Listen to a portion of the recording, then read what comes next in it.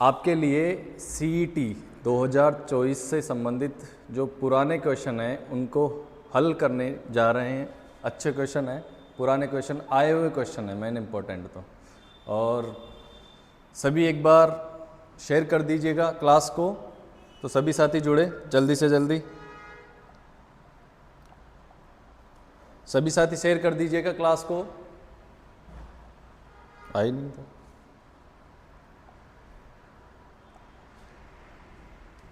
तो जीतने का असली मजा तो तभी आता है जब सभी आपके हारने का इंतज़ार करते हैं। तो दोस्तों जुड़े रहिए क्लास से और देखते हैं अपन एक एक क्वेश्चन की चर्चा करेंगे और मोस्ट इम्पोर्टेंट क्लास आपके लिए होने वाली है। जैसे कि ये CET के लिए तो है ही, लेकिन उसके अलावा जो अलग अलग एग्ज़ाम्स है, जैसे रीट है, पटवारी है, राजस्थान पुलिस है, ग्राम सेवक है, RS है, उसके अंदर भी ये क्वेश्चन आए हुए हैं, बहुत सारे क्वेश्चन। ठीक है, तो एक बार सभी साथी शेयर कर दीजिएगा और अच्छी लगे क्लास को लाइक, शेयर, कमेंट और शेयर ज़रूर कर दीजिएगा।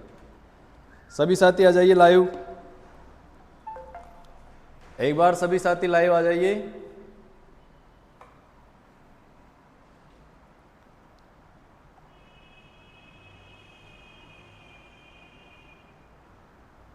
एक बार सभी साथी शेयर कर दीजिए फटाफट फटाफट, लाइव आ जाइए सभी। सर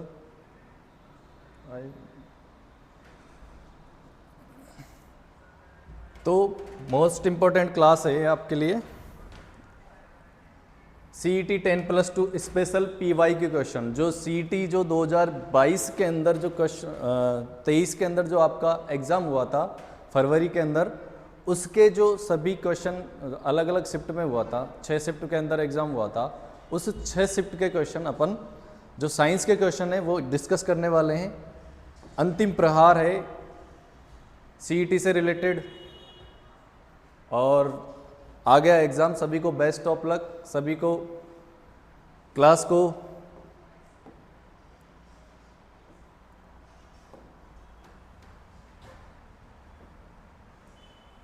पहला प्रश्न आ जाइए। देखो पहला प्रश्न है, निम्नलिखित में से कौन सा रक्त समूह, निम्नलिखित में से कौन सा रक्त समूह सार्वभौमिक ग्राही है, यानी यूनिवर्सल रिसिपेंट है, कौन सा है इसके अंदर। बात करते हैं कि निम्नलिखित में से कौन सा रक्त समूह सार्वभौमिक ग्राही है, यूनिवर्सल रिसिपिएंट है, इसकी बात करते हैं। तो सबसे पहले बात करें तो ब्लड ग्रुप की बात करते हैं। ब्लड ग्रुप जो रक्त समूह है उसकी बात करें तो इसकी जो खोज की थी वो खोज की थी कार्ल लैंड स्टीनर ने की थी, कार्ल लैंड स्टीनर ने की थी। और इसने भी स्पेशली ABO ब्लड ग्रुप की खोज की थी।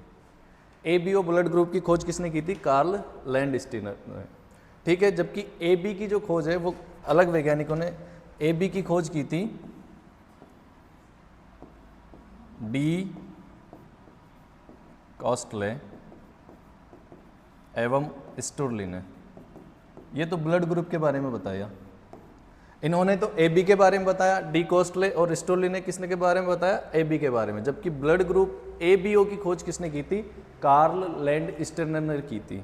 अब यहाँ पर जो है ABO ब्लड ग्रुप, यहाँ क्या पूछा है कि सार्वभौमिक ग्राही है। सार्वभौमिक ग्राही यानी मतलब जो सबसे, यानी जो A से भी ले सकता है, AB से भी ले सकता है, B से भी ले सकता है, O से भी ले सकता है, वो किसको कहेंगे? वो जो कहेंगे अपन AB प्लस को, AB पॉजिटिव। यानी AB पॉजिटिव क्या है? वो सभी से ब्लड को ले सकता है।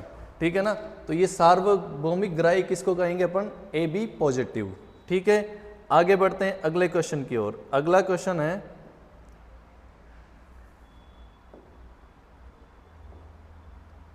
अगला क्वेश्चन है साथियों, निम्नलिखित में से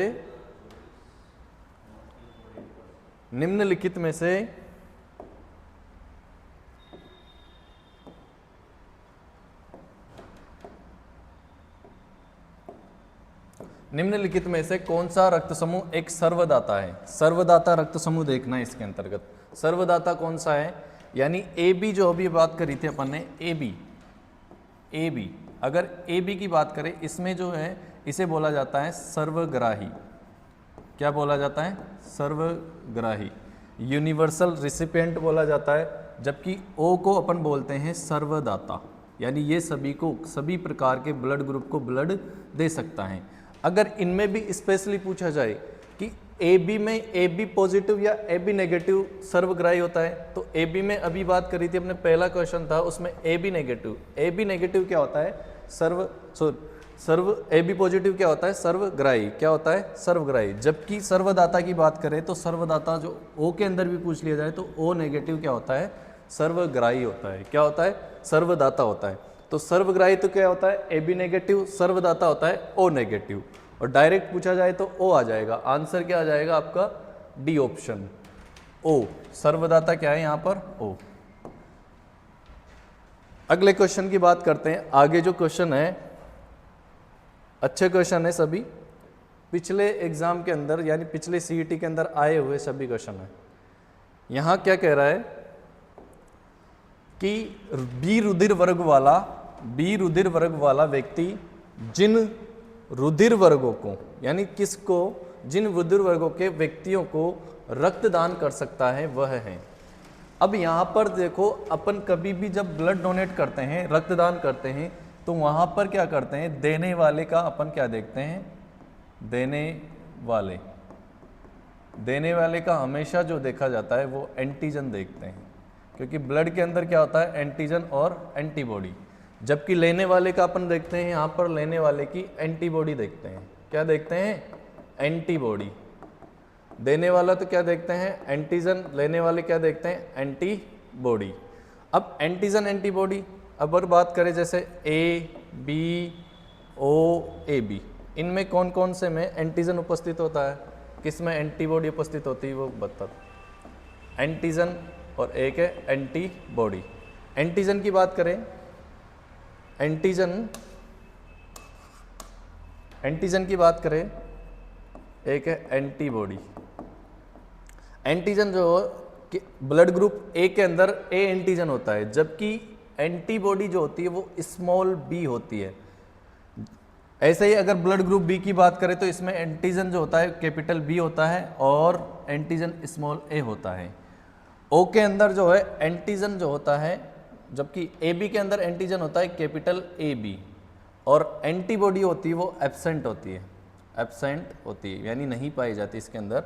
जबकि ओ के अंदर जो होता है एंटीजन एब्सेंट होता है और एंटीबॉडी जो पाई जाती है वो स्मॉल ए बी पाई जाती है। यहाँ पर अब एंटीजन एंटीबॉडी नहीं मिलनी चाहिए किसी भी ब्लड, जैसे यहाँ पर कह रहा है कि बी रुधिर वर्ग वाला व्यक्ति जिन रुधिर वर्गों के व्यक्तियों को रक्तदान कर सकता है। किन को रक्तदान कर सकता है? मतलब बी जो है वो क्या है? देने वाला है। और बी का क्या देखेंगे अपन? एंटीजन। बी का एंटीजन क्या होगा? Capital B. जबकि लेने वाला, यहाँ पर क्या आ गया? पहला ऑप्शन है यहाँ पर ए और ओ। ए लेने वाला है। अब ए के अंदर एंटीबॉडी क्या पाई जाती? B, small B. जबकि ओ के अंदर क्या पाई जाती? Antigen O B, A B. Antibody पाई जाती ए बी। अब यहाँ पर देखो, ये बी और ये बी आपस में मिलेंगे, और ऐसा मिलने पर एक प्रक्रिया जिसे अपन बोलते हैं antigen antibody reaction. Antigen antibody reaction, या इसी को एग्लूटिनेशन बोला जाता है। अगर ये प्रक्रिया, इसमें क्या होती है? आरबीसी आपस में चिपक जाती है। इसका मतलब ये जो होगा ये कभी भी नहीं होना चाहिए। ए बी को नहीं दे सकता, क्योंकि एंटीजन एंटीबॉडी मिल गई तो फिर ब्लड ग्रुप क्या होगा? खराब हो जाएगा। ए बी, जैसे बी ए बी, अब इसमें भी बी है और इसमें भी बी है, तो एंटीजन एंटीबॉडी रिएक्शन हो गई। तो पहला ऑप्शन तो क्या हो गया अपना? गलत। दूसरा क्या है? दूसरे में क्या है? बी और ओ। बी में बताओ, बी में कौन सी एंटीबॉडी आएगी? बी में आ जाएगी स्मॉल ए। बी में क्या आ जाएगा? स्मॉल ए एंटीबॉडी है। बी वाली की बात कर रहे हैं तो बी वाला बी को तो दे सकता है, लेकिन ओ को नहीं दे सकता। अभी बात करी हमने। बी वाला ए को, बी वाला ए को, ए को नहीं दे सकता, अभी देखी थे हमने। ए बी को, ए बी में क्या पाया जाता है, ए बी में जो है एंटीबॉडी एब्सेंट होती है, तो बी वाला ए बी को तो दे सकता है लेकिन ए को नहीं दे सकता। लेकिन बी वाला देखो, बी खुद को दे सकता है, खुद को दे सकता है और ए बी को भी दे सकता है। अतः इसका जो आंसर होगा वो क्या होगा, बी एवं ए बी, बी एवं ए बी। तो क्वेश्चन क्या पूछा था कि बी रुधिर वर्ग वाला व्यक्ति किसको, यानी किस रुधिर वर्गों के व्यक्तियों को रक्त दे सकता है, तो बी एवं ए बी को रक्त दे सकता है। ठीक है, आगे क्वेश्चन, अगले क्वेश्चन की बात करते हैं। अगला क्वेश्चन आएगा अपना, रक्त कोशिकाएं जो शरीर को सूक्ष्म जीवों और अन्य बाहरी, रक्त कोशिकाएं जो शरीर को सूक्ष्म जीवों और अन्य बाहरी पदार्थों से सुरक्षित रखती है, उसकी बात करते हैं। कौन कौन सी रक्त कोशिकाएं? अब बताओ, ब्लड के अंदर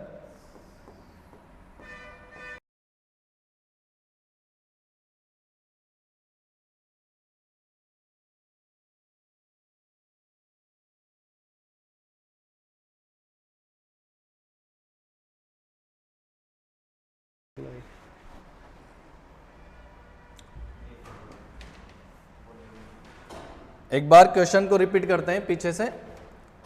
क्लास पहला क्वेश्चन था कि निम्नलिखित में से कौन सा रक्त समूह सार्वभौमिक ग्राही है।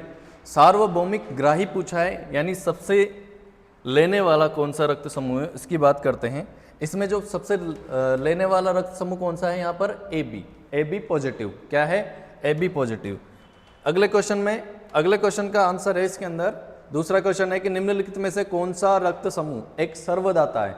सर्वदाता की बात कर रहे हैं, तो सर्वदाता जो होता है अपना ओ ब्लड ग्रुप। अब ओ में भी पूछा जाए तो ओ नेगेटिव, कौन सा होता है, ओ नेगेटिव क्या होता है, सर्वदाता होता है। फिर अगली बात करें अगले क्वेश्चन की।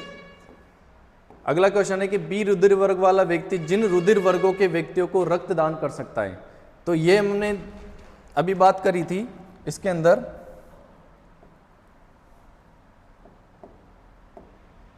कि जो है बी को दे सकता है, ए बी को दे सकता है। किस किस को दे सकता है, बी को दे सकता है, ए बी को दे सकता है। आगे क्वेश्चन, अगला क्वेश्चन है कि रक्त कोशिकाएं जो शरीर को सूक्ष्म जीवों और अन्य बाहरी पदार्थों से सुरक्षित रखती है। यानी कौन सी रक्त कोशिकाएं जो हमारे शरीर को सूक्ष्म जीवों से और अन्य जो बाहरी पदार्थ होते हैं उनसे सुरक्षा करती है। तो कौन सी रक्त कोशिकाएं हैं, हमारे शरीर की बात करें, ब्लड की बात करें, हमारे शरीर में किसकी बात करें, ब्लड या रक्त के अगर बात करें तो रक्त के अंदर दो भाग दिखाई देते हैं। एक तो भाग दिखाई देता है प्लाज्मा वाला, लिक्विड जो भाग होता है वो तो होता है प्लाज्मा, और जो कणिकीय भाग होता है वो होती है रक्त कणिकाएं या ब्लड कॉर्पसल्स बोल देते हैं। ये रक्त कणिकाएं जो होती है वो अलग अलग प्रकार की होती हैं। 3 प्रकार की रक्त कणिकाएं होती हैं। पहली जो रक्त कणिका जिसे अपन बोल देते हैं RBC, या इसे बोल रहे हैं इरिथ्रोसाइट। क्या बोल देंगे, इरिथ्रोसाइट। दूसरी जो रक्त कणिका आती है वो आती है आपकी WBC, जिसे अपन बोलते हैं ल्यूकोसाइट। क्या बोल देते हैं, ल्यूकोसाइट। तीसरी जो रक्त कणिका आती है आपकी प्लेटलेट्स, जिसे अपन बोल देते हैं बिंबाणु। तो ये अलग अलग प्रकार की जो है रक्त कणिकाएं हमारे ब्लड के अंदर पाई जाती हैं। अब इसमें RBC क्या आती है, RBC अपने ब्लड निर्माण में सहायक होती हैं, यानी रक्त के निर्माण में सहायक होती हैं, ब्लड निर्माण में सहायक है। WBC क्या करती है, हमारे जो रोग प्रतिरोधक क्षमता है, रोग प्रतिरोधक या प्रतिरक्षा तंत्र को मजबूत करती है, ऐसे लिख देते हैं। प्रतिरक्षा तंत्र जो हमारा इम्यून सिस्टम है उसको क्या करती है, मजबूत करने का काम करती है। और प्लेटलेट्स जो है हमारे अंदर जो ब्लड क्लोटिंग होती है, जो रक्त का थक्का जमता है, थक्का निर्माण की क्रिया को क्या करती है, प्रेरित करती है। यानी थक्का जमाने में सहायक होती है कौन, प्लेटलेट्स। तो तीनों के अलग अलग कार्य हो गए। पहला RBC का क्या कार्य है, ब्लड निर्माण में सहायक है। दूसरी जो है WBC का क्या कार्य है, प्रतिरक्षा तंत्र को मजबूत करती है। तीसरी जो होती है प्लेटलेट्स क्या करती हैं, थक्के निर्माण में, यानी जो हमारे ब्लड क्लोटिंग होती है, रक्त का थक्का बनता है, उसमें सहायक होती है प्लेटलेट्स। तो यहाँ पर जो है सूक्ष्म जीवों, अब प्रतिरक्षा तंत्र मजबूत होगा, यानी जो बाहर से आए हुए जो बैक्टीरिया है, सूक्ष्म जीव हैं, कुछ भी अन्य जो वायरस हैं और अन्य बाहरी पदार्थ हैं, उनसे रक्षा करने का काम कौन करेगा? ये WBC। और WBC को क्या बोलते हैं अपन? ल्यूकोसाइट। क्या बोलते हैं? ल्यूकोसाइट। या इसे ही बोला जाता है श्वेताणु। हिंदी में क्या बोलते हैं? श्वेताणु। इंग्लिश में बोलेंगे ल्यूकोसाइट। तो आंसर अपना क्या हो गया? बी। ऑप्शन बी अपना क्या आ गया? आंसर आ गया। अगले क्वेश्चन की बात करते हैं। अगला जो क्वेश्चन आएगा, एक व्यक्ति का रक्त AB, तो उसे कौन रक्तदान कर सकता है? रक्तदान कौन कर सकता है? AB वाले रक्त को। अरे यहां पर जो है लेने वाला कौन है? लेने वाला जो है यहां पर क्या है? AB। कौन है यहां पर? AB। अब बताओ AB के अंदर एंटीजन एंटीबॉडी, बताओ एंटीजन एब्सेंट होते हैं, एंटीजन तो क्या होते हैं? उपस्थित, जबकि एंटीबॉडी जो होती है, एंटीबॉडी इसके अंदर क्या होती है? अनुपस्थित, एब्सेंट होती है। अब लेने वाले का हमेशा क्या देखते हैं अपन? एंटीबॉडी देखते हैं, इसलिए मैंने क्या कहा? एंटीबॉडी क्या होती है यहाँ पर? एब्सेंट होती है। इसने कहा है कि एक व्यक्ति का रक्त AB है, यानी AB है, एक व्यक्ति का रक्त AB नेगेटिव है, ऐसे ही है, AB नेगेटिव है, ये बोला है इसके अंदर। अब AB के अंदर बताओ, पहले तो AB के अंदर एंटीबॉडी क्या होती है? अनुपस्थित होती है। एंटीजन, अब बात करें A की, पहले अपन A की बात कर लेते हैं। A के अंदर एंटीजन होता है A होता है, तो A एंटीबॉडी इसके अंदर अनुपस्थित है, तो आराम से दे सकता है। उसके अंदर B नेगेटिव, B में एंटीबॉडी होती है, B में एंटीजन होता है स्मॉल कैपिटल A। O के अंदर देखो, O के अंदर क्या होता है? एंटीजन जो होते हैं, एंटीजन क्या होता है? एब्सेंट। क्या होता है? एब्सेंट।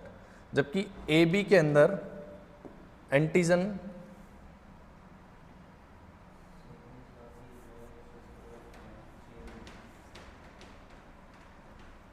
AB के अंदर जो होता है एंटीजन क्या होता है? AB। और O के अंदर जो होता है एंटीजन एब्सेंट रहता है। क्या रहता है? एब्सेंट। ठीक है, तो यहां पर देखो, अगर AA, अब इसमें एंटीबॉडी है ही नहीं, तो AA मिलेगा क्या? कभी नहीं मिलेगा, तो ये दे सकता है। B वाला AB को दे सकता है, AB वाला भी इसको दे सकता है। लेकिन O देखो, O के अंदर भी एब्सेंट है, इसके अंदर एब्सेंट है, तो यहाँ पर जो है किसको दे सकता है? दे सकता है। लेकिन यहाँ पर एक चीज़ बोली कि यहाँ पर माइनस वाला देखो, एक बात करूँ मैं, बात प्लस वाला RH पॉजिटिव वाला जो है वो किसको दे सकता है? प्लस को दे सकता है। प्लस वाला कभी भी माइनस को ब्लड नहीं दे सकता है, यानी प्लस वाला प्लस को दे सकता है, लेकिन प्लस वाला माइनस को कभी भी नहीं दे सकता, ये ध्यान रखनी एक चीज़। ठीक है, अब एक चीज़ और, यहाँ पर माइनस वाला माइनस को भी दे सकता है और माइनस वाला प्लस को भी दे सकता है, ये तो सही है। लेकिन यहाँ पर प्लस वाला कभी भी माइनस को ब्लड नहीं दे सकता, यानी RH पॉजिटिव को दे सकता है, RH पॉजिटिव RH नेगेटिव को नहीं दे सकता। RH नेगेटिव को दे सकता है, RH नेगेटिव RH पॉजिटिव को भी दे सकता है। यहाँ पर देखो, ये जो है यहाँ पर एक व्यक्ति जिसका रक्त समूह क्या है? AB। अब ये किन किन से ले सकता है? ले सकता है यहाँ पर, मतलब यहाँ माइनस की बात करें, प्लस वाले से कभी नहीं लेगा ये। प्लस वाले से, प्लस में देखो यहाँ पर A प्लस है तो ये ऑप्शन कट गया, यहाँ से देखो ये भी प्लस है तो यहाँ भी ऑप्शन कट गया, यहाँ पर देखो ये भी प्लस है तो यहाँ भी ऑप्शन कट गया। अब देखो D वाले ऑप्शन के अंदर सारे क्या है? नेगेटिव से तो ले सकता है, नेगेटिव से तो क्या ले सकता है?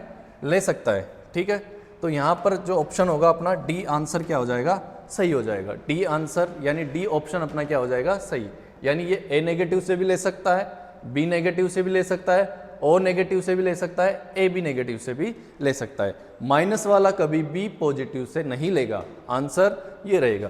क्वेश्चन कैसे भी पूछा जा सकता है, अगर आपने ये चीज़ समझी है तो आराम से क्वेश्चन कर सकते हो।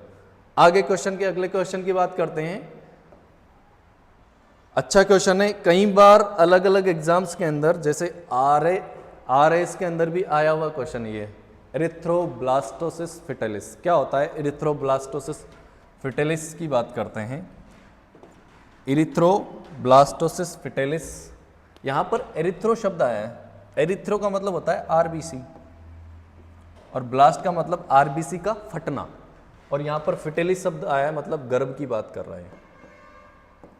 शब्द को समझोगे तो आराम से ये रोग अच्छे से याद रहेगा। इरिथ्रोब्लास्टोसिस फिटेलिस में क्या होता है, जब RH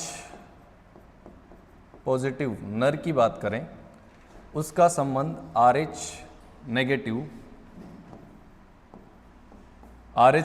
मादा से हो जाता है, तो इनकी जो पहली संतान होगी वो पहली संतान होगी अपने पास पॉजिटिव। कैसी होगी? पॉजिटिव। अब पहली संतान में तो इसमें क्या होता है, कुछ भी प्रॉब्लम नहीं आती है। प्रथम जो संतान होती है इन दोनों की, प्रथम संतान होगी वो तो क्या होगी? जीवित। क्या रहेगी? जीवित। लेकिन ये जो RH पॉजिटिव, यहाँ पर क्या है, माता क्या है? नेगेटिव है, नेगेटिव है, जबकि बच्चा क्या हो गया? पॉजिटिव। अब बच्चा पॉजिटिव हो गया तो इस एंटीजन के खिलाफ ही, इस RH पॉजिटिव एंटीजन के खिलाफ ये जो माँ का गर्भ है वो क्या कर बना लेगा? एंटीबॉडी बना लेगा। और एंटीबॉडी क्या करती है? बाहर से आए हुए, अब क्या करेगी ये एंटीबॉडी, जो एंटीबॉडी बनी है RH पॉजिटिव के खिलाफ एंटीबॉडी बन गई, तो अब जो दूसरा बच्चा होगा, अब दूसरा बच्चे में भी क्या होगा? संभवतः क्या होगा? दूसरा बच्चा भी क्या होगा? पॉजिटिव। अब इस RH पॉजिटिव के खिलाफ पहले से क्या बन गई? एंटीबॉडी। तो ये क्या करने लगेगा? इसको नष्ट करने लगेगा, और बच्चा जो होगा वो भ्रूण के अंदर ही क्या हो जाएगा? बच्चे की, यानी द्वितीय जो बच्चा होगा, यानी दूसरा बच्चा, उस दूसरे बच्चे की भ्रूण में ही क्या हो जाएगी? मृत्यु हो जाएगी। क्या हो जाएगी? मृत्यु। भ्रूण में ही क्या हो जाएगी? मृत्यु। दूसरे बच्चे की भ्रूण में ही क्या हो जाती है? मृत्यु। तो यहाँ पर RH पॉजिटिव RH नेगेटिव की बात करें तो दोनों अगर इनका संबंध करते हैं तो इनका जो बच्चा होगा वो क्या होगा? पहला बच्चा RH पॉजिटिव होगा, पहले बच्चे में कोई दिक्कत नहीं आएगी, लेकिन जैसे ही दूसरा बच्चा होगा तो वो दूसरा बच्चा क्या हो जाएगा? मर जाएगा। क्यों मर जाएगा? क्योंकि यहाँ पर जो है पहले जो RH पॉजिटिव बच्चा था वो माँ के गर्भ में क्या बना लेता है? RH पॉजिटिव के खिलाफ एंटीबॉडी बना लेता है, और ये एंटीबॉडी क्या कर लेती है? फिर वापस जो दूसरा बच्चा आता है गर्भ के अंदर, दूसरा बच्चा आता है तो उसको क्या कर देती है? नष्ट करने का काम करती है। इस कारण दूसरे बच्चे की क्या हो जाती है? मृत्यु हो जाती है, और इसमें RBC फट जाती है, इसलिए इसको बोल देते हैं एरिथ्रो। जो शब्द आया है RB से आया है, RBC से आया है। ब्लास्ट मतलब फट जाना, और फिटेलिस मतलब गर्भ में, यानी गर्भ में RBC का फट जाना क्या कहलाता है? Erythroblastosis fetalis. तो कौन से बच्चे की बात कर रहे हैं यहाँ पर? एरिथ्रोब्लास्टोसिस फिटेलिस एक रोग है जिसमें कारक RH कारक की बात करें, RH कारक के कारण बच्चे की मृत्यु हो जाती है। इसके कारण होती है RH कारक के कारण। ये RH कारक के खिलाफ क्या बनाने लगती है? एंटीबॉडी। अगले क्वेश्चन की बात करते हैं, तो इसका आंसर क्या हो जाएगा अपना? द्वितीय बच्चा।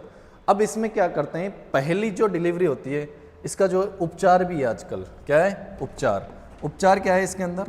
पहली जो डिलीवरी है उस पहली डिलीवरी के 72 घंटों के अंदर, 72 घंटों के अंदर एक टीका होता है जिसे अपन बोलते हैं NTD, या तो NTD बोल देते हैं या रोहगम का टीका बोल देते हैं। ठीक है, ये जो टीका इसके अंदर दिया जाता है, और इसके कारण क्या होता है?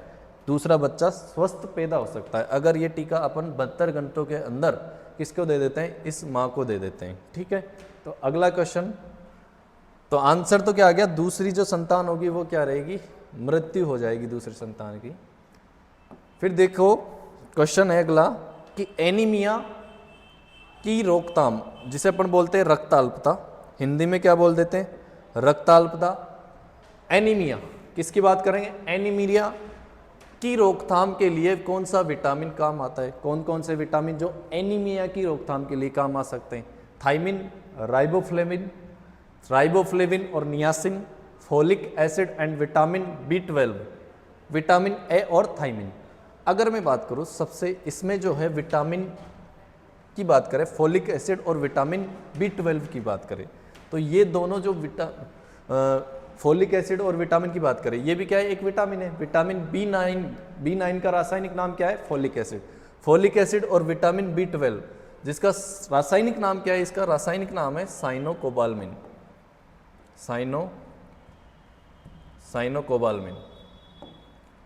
साइनोकोबाल्मिन।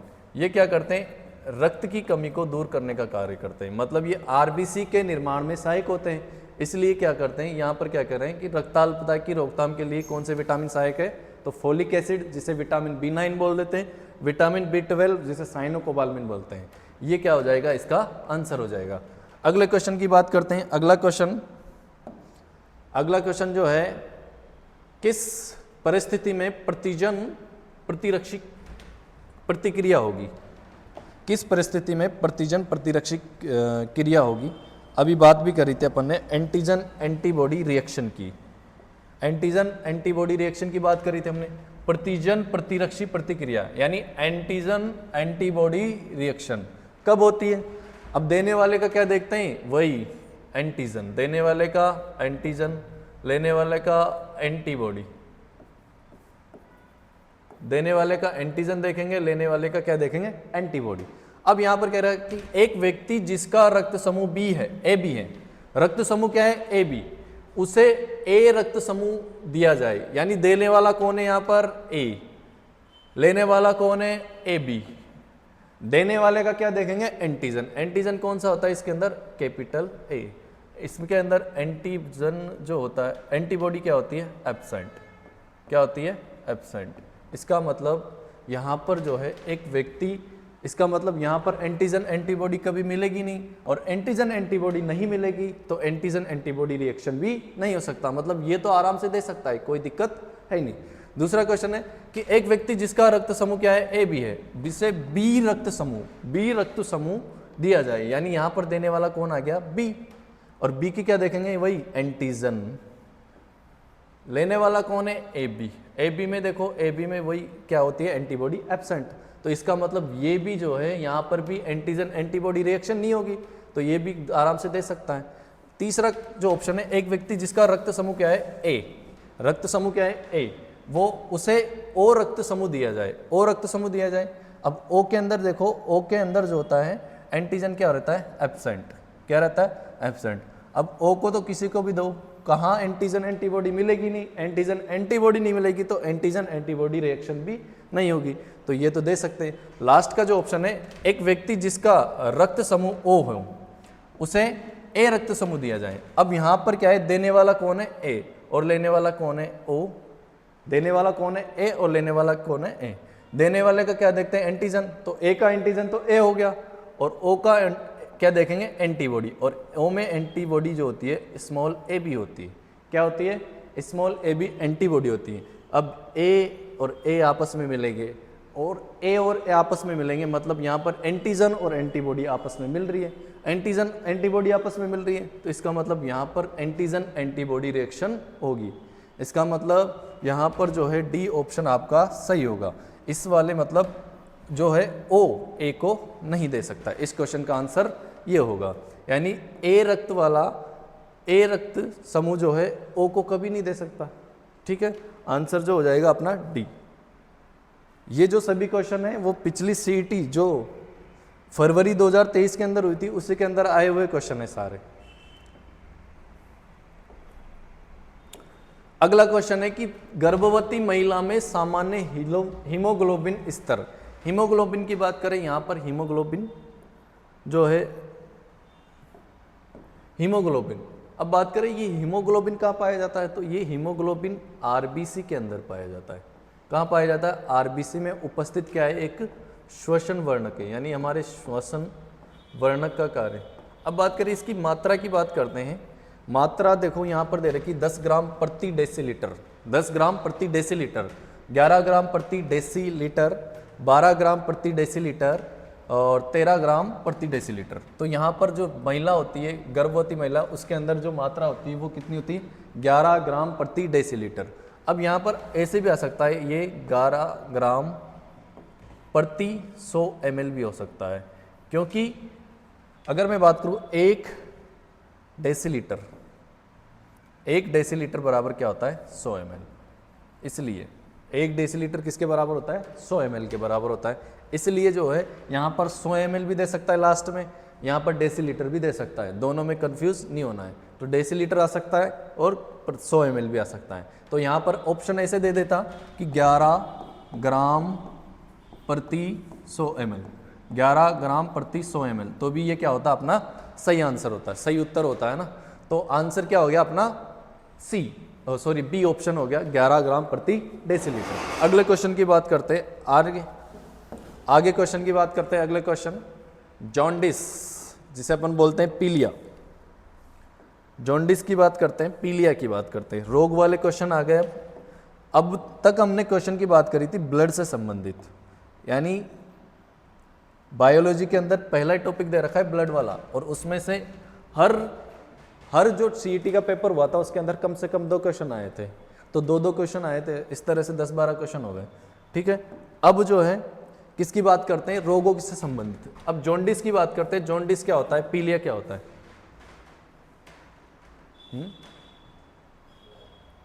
देख रहे, जॉन्डिस या पीलिया की बात करें तो पीलिया एक ऐसी स्थिति है जिसमें रक्त संचय हो जाता है। रक्त में क्या संचय होता है, क्या जमा हो जाता है रक्त के अंदर? तो पीलिया के अंदर जो होता है, आपने सुना होगा पित्त रस, और पित्त रस में कुछ वर्णक होते हैं जिन्हें अपन बोलते हैं पित्त वर्णक। क्या बोलते हैं? पित्त वर्णक। पित्त वर्णक जो होते हैं वो 2 होते हैं, कौन कौन से? एक तो होता है बिलीरुबिन और एक होता है बिलीवर्डिन। क्या होता है? बिलीरुबिन, एक तो होता है बिलीरुबिन, एक होता है बिलीवर्डिन। बिलीवर्डिन तो क्या होता है, पीलिया के अंदर जो होता है ये बिलीरुबिन का क्या हो जाता है, बिलीरुबिन नामक जो वर्णक होता है, पित्त वर्णक, ये क्या हो जाता है, हमारे रक्त में क्या होने लगता है, जमने लग जाता है, जिससे हमारा शरीर क्या होता है, पीला पड़ने लग जाता है। क्योंकि ये जो बिलीरुबिन वर्णक होता है ये क्या होता है, एक पीले रंग का होता है, इसलिए क्या होता है, इसके अंदर बिलीरुबिन का क्या हो जाता है, जमाव हो जाता है। जमाव मतलब संचय होने लगता है। तो पीलिया के अंदर किसका जमाव होता है, बिलीरुबिन का। अगले क्वेश्चन की बात करते हैं। अगला जो क्वेश्चन है, रोगों से संबंधित महत्वपूर्ण प्रश्न आ गए। सिनकोना, सिनकोना से प्राप्त मलेरिया, किसकी बात कर रहे हैं, सिनकोना से प्राप्त मलेरिया की दवा का नाम बताइए। यानी एक वृक्ष है जिसका नाम है सिनकोना, सिनकोना से प्राप्त मलेरिया की एक दवा बतानी है, दवा का नाम बताना है, जो किस पादप से प्राप्त होती है, सिनकोना से। अब सिनकोना से प्राप्त जो औषधि है जो मलेरिया के उपचार में काम आती है वो कौन सी है, कुनैन। कौन सी है, कुनैन। एक क्वेश्चन यहां से पूछा गया था कि जो सिनकोना है, यहां पर डायरेक्ट पूछ लिया था कि आवर्त, यहां पर ऑप्शन में क्या दे दिया था, पौधों का नाम दे दिया था। यहां पर सिनकोना ने देकर क्या दे दिया, यहां पर आवर्त बीजी पादप दे दिया। तो सिनकोना क्या है, सिनकोना क्या है, एक आवर्त बीजी पादप है, आवर्त बीजी पादप है। तो उल्टा क्वेश्चन पूछा था इसके अंदर, जो कुनैन जो होती है वो जो मलेरिया के उपचार में काम आती है वो किस पादप से प्राप्त की जाती है, तो किससे प्राप्त की जाती है, आवर्त बीजी पादप। क्योंकि यहाँ पर आरएस के अंदर आया हुआ क्वेश्चन है, ये आरएस प्री के अंदर आया हुआ क्वेश्चन है कि आवर्त बीजी पादप, ये वाला सिनकोना, सिनकोना कौन सा पादप है, आवर्त बीजी। डायरेक्ट नाम न देकर क्या दे दिया, यहाँ पर आवर्त बीजी पादप दे दिया। तो आंसर जो अपना हो जाएगा, क्या हो जाएगा इसमें, कुनैन। कुनैन किससे प्राप्त की जाती है, सिनकोना वृक्ष की छाल से प्राप्त की जाती है, जो हमारे मलेरिया जो होती है उस मलेरिया के उपचार में काम आती है। अगला क्वेश्चन, अगले क्वेश्चन की बात करते हैं। क्वाशियोरकोर आमतौर पर बच्चों में इस आयु में देखा जाता है, किस आयु सीमा के अंदर देखा जाता है क्वाशियोरकोर। अब बताओ, क्वाशियोरकोर जो है, क्वाशियोरकोर एक कुपोषण संबंधी, ये क्या है, कुपोषण संबंधी विकार है, यानी पोषण से संबंधित विकार है, कुपोषण संबंधित विकार है, कुपोषण संबंधित विकार है। अब यहां पर जो है 2 रोग होते हैं कुपोषण से संबंधित, मेन जो रोग होते हैं, एक तो होता है क्वाशियोरकोर, एक होता है मेरास्मस। क्या होता है, मेरास्मस। क्वाशियोरकोर की बात करें तो ये केवल प्रोटीन की कमी से, किसकी कमी से होता है, केवल प्रोटीन की कमी से रोग होता है क्वाशियोरकोर।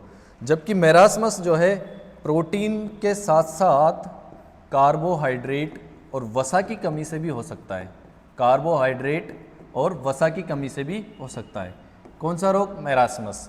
इस क्वाशियोरकोर को फैटी लीवर भी कहा जाता है। क्या कहा जाता है, फैटी लीवर या फैटी यकृत भी कहा जाता है क्वाशियोरकोर को। और इसकी जो समय सीमा होती है वो कम से कम कितनी होती है, 1 से 4 वर्ष की होती है। कितनी होती है, 1 से 4 वर्ष की। जबकि मेरास्मस की बात करें तो ये 1 वर्ष से कम के बच्चों में देखा जाता है, 1 वर्ष से कम के बच्चों में देखा जाता है। कौन सा? मैरास्मस। तो पहला जो आंसर अपना क्या हो जाएगा? 1 से 4 वर्ष। क्वाशियोरकोर 1 से 4 वर्ष के बच्चों में देखा जाता है, जबकि जो है मैरास्मस जो है 1 वर्ष से कम के बच्चों में दिख जाता है। मैरास्मस प्रोटीन के साथ साथ कार्बोहाइड्रेट, वसा एवं प्रोटीन की कमी से भी होता है, लेकिन क्वाशियोरकोर जो है केवल प्रोटीन की कमी से होने वाला क्या है? एक विकार है या एक रोग है। तो आंसर जो हो जाएगा अपना बी। आंसर क्या हो जाएगा? बी, 1 से 4 वर्ष। ठीक है, पिछले क्वेश्चन है, आए हुए क्वेश्चन है, ध्यान से देखना, पढ़ना इसको। अगला क्वेश्चन है 14वां क्वेश्चन। रूमेटाइड आर्थराइटिस एक रोग है। रूमेटाइड आर्थराइटिस एक रोग है। कौन सा रोग है रूमेटाइड आर्थराइटिस? रूमेटाइड आर्थराइटिस एक रोग है। कौन सा रोग है? स्वप्रतिरक्षित रोग है, यानी ऑटो इम्यून डिजीज होता है। ऑटो इम्यून डिजीज के अंदर क्या होता है कि खुद की जो एंटीजन होते हैं वो खुद की कोशिकाओं को क्या करने लगते हैं? नष्ट करने लग जाते हैं, नष्ट करने लग जाते हैं। इसलिए जो क्या होते हैं, ऐसे रोग क्या कहलाते हैं? ऑटो इम्यून डिजीज कहलाते हैं या स्वप्रतिरक्षित रोग कहलाते हैं। अब स्वप्रतिरक्षित रोग का एक उदाहरण तो क्या है? ये रूमेटाइड आर्थराइटिस। रूमेटाइड आर्थराइटिस, इसके अलावा आपने सुना होगा सीलियक रोग। सीलियक रोग ये भी क्या होता है? एक स्वप्रतिरक्षित रोग है। ये भी क्या है? एक स्वप्रतिरक्षित रोग है। अगला क्वेश्चन की बात करते हैं। अगला क्वेश्चन है अपना, सुनहरा चावल का उत्पादन लोगों में की कमी। लोगों में की कमी यानी किसकी कमी के लिए? लोगों में की कमी को करने के लिए किया गया। कौन से विटामिन की कमी की बात कर रहे हैं यहाँ पर? तो विटामिन B2 की, विटामिन A की, फोलिक एसिड की, मैग्नीशियम की। तो ये विटामिन A के लिए उत्तरदायी होता है। किसके लिए उत्तरदायी होता है? विटामिन A की कमी को पूर्ण करने के लिए कौन से? सुनहरे चावल का उत्पादन किया गया, गोल्डन राइस का उत्पादन किया गया, बायोटेक्नोलॉजी की सहायता से किया गया सुनहरे चावल का उत्पादन। ठीक है, इसके अंदर विटामिन A भरपूर मात्रा में पाया जाता है। फिर बात करते हैं फैटी यकृत, फैटी लीवर, जो अभी बात करी थी हमने क्वाशियोरकोर। क्वाशियोरकोर की बात करें तो क्वाशियोरकोर क्या है? एक फैटी लीवर। क्या है ये? फैटी लीवर होता है। फैटी लीवर या फैटी यकृत होता है क्वाशियोरकोर। अभी थोड़ी देर पहले भी बताया था। अगला क्वेश्चन, अगले क्वेश्चन की बात करें, वह विटामिन जो हार्मोन की तरह कार्य करता है, वह विटामिन जो हार्मोन की तरह कार्य करता है, हार्मोन की तरह कौन सा विटामिन कार्य करता है उसकी बात करते हैं। हार्मोन की तरह विटामिन कौन सा कार्य करता है? और कैल्शियम का अवशोषण बढ़ाता है। यानी हमारी आंतों, हमारी जो नाम मारो,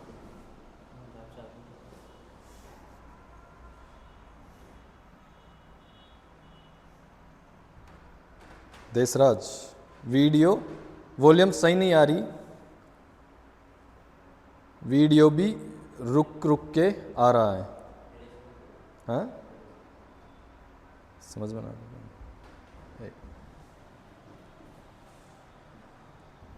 तो अगले क्वेश्चन की बात करते हैं। कौन सा क्वेश्चन चल रहा था कि वह विटामिन जो हार्मोन की तरह कार्य करता है और कैल्शियम के अवशोषण को बढ़ाता है, तो कौन सा विटामिन है? Vitamin D. ये विटामिन डी जो है हार्मोन की तरह कार्य करता है, हमारे शरीर के अंदर क्या करता है? हार्मोन की तरह कार्य करता है और कैल्शियम के अवशोषण को बढ़ाता है। विटामिन डी का रासायनिक नाम क्या है? कैल्सीफेरोल। कैल्सीफेरोल। और ये हमारी अस्थियों यानी हमारी बोन्स जो होती है उनको मजबूत करने का काम करता है विटामिन डी। ठीक है, विटामिन डी की कमी से रोग होता है, रिकेट्स रोग हो जाता है। फिर बात करें डैश डाइट। अच्छा क्वेश्चन है, डैश डाइट क्या होती है? डैश डाइट बताओ, देखिए आंसर क्या होती है। डैश डाइट की बात करें, DASH, dietary approaches for dash diet hypertension. यानी ये जो डाइट है वो किससे संबंधित है? हाइपरटेंशन। हाइपरटेंशन की बात करते हैं। हाइपरटेंशन मतलब उच्च रक्तचाप, यानी जो हाई ब्लड प्रेशर होता है, उच्च रक्तचाप कहाँ है? यहाँ पर, ये रहा हाइपरटेंशन। हाइपरटेंशन मतलब जिनकी बीपी हाई होती है उनसे संबंधित ये डाइट है। इसके अंदर क्या करते हैं? इसके अंदर कम वसा वाले, कम वसायुक्त या जो संतृप्त वसा होती है, जो हमारे शरीर के लिए क्या होती है, लाभदायक होती है, संतृप्त वसायुक्त भोजन का क्या करते हैं, सेवन करवाते हैं। इसलिए इसे क्या बोलते हैं, डैश डाइट। किससे संबंधित है ये, उच्च रक्तचाप या हाइपरटेंशन से संबंधित है। अगले क्वेश्चन की बात करें, आंसर क्या आ गया, उच्च रक्तचाप। अगला क्वेश्चन है, स्वस्थ बैक्टीरिया जो जठरांत्र नली में बी कॉम्प्लेक्स यानी विटामिन बी कॉम्प्लेक्स के संश्लेषित करने का कार्य करता है, वो जो बैक्टीरिया कौन सा है, तो वो बैक्टीरिया है इकोलाई। ये इकोलाई बैक्टीरिया क्या करता है, जठरांत्र जो हमारी जो गैस्ट्रोफिजियल या गैस्ट्रोइंटेस्टियल जो हमारी जो ट्रैक्ट होती है, नली होती है, उसके अंदर क्या करता है, विटामिन बी कॉम्प्लेक्स, यानी जो विटामिन बी कॉम्प्लेक्स के अंदर विटामिन B1 आ गया, B2 आ गया, B3 आ गया, B5 आ गया, B7 आ गया, B9 आ गया, B12 आ गया, यानी सारे विटामिन जो होते हैं वो विटामिन बी कॉम्प्लेक्स के अंदर आ जाते हैं। इनके निर्माण यानी इनको संश्लेषित करने का काम कौन करता है, इकोलाई करता है। कौन सा बैक्टीरिया करता है, इकोलाई करता है। आंसर क्या आ गया, इकोलाई। अगला क्वेश्चन है, ग्लूटेन मुक्त आहार उन रोगियों को, किसकी बात कर रहे हैं, ग्लूटेन। अभी ग्लूटेन जो है वो कहाँ पाया जाता है, किस किस में पाया जाता है, कौन कौन से भोज्य पदार्थ के अंदर ये पाया जाता है। तो ग्लूटेन की बात करें तो ये जो है जौ के अंदर पाया जाता है, गेहूं के अंदर पाया जाता है, जौ और गेहूं के अंदर पाया जाता है ये ग्लूटेन। कहाँ पाया जाता है, जौ और गेहूं के अंदर क्या पाया जाता है, ग्लूटेन। ये ग्लूटेन क्या करता है, अब कुछ लोगों के अंदर इस ग्लूटेन की क्या हो जाती है, एलर्जी हो जाती है। अब ये जो है उन रोगियों के लिए प्रस्तावित किया जाता है जो पीड़ित है, किससे पीड़ित है, सीलियक रोग से। यानी सीलियक रोग के अंतर्गत ये ग्लूटेन नामक क्या होता है, इससे क्या हो जाती है, व्यक्ति को एलर्जी हो जाती है। इसी वजह से क्या करते हैं, जो कुछ लोग होते हैं वो क्या करते हैं, गेहूं की रोटी नहीं खाते। क्यों नहीं खाते, क्योंकि सीलियक रोग हो जाता है, सीलियक रोग आ जाता है। आगे जो अगला क्वेश्चन है, फोन दे जाओ। अगला क्वेश्चन है,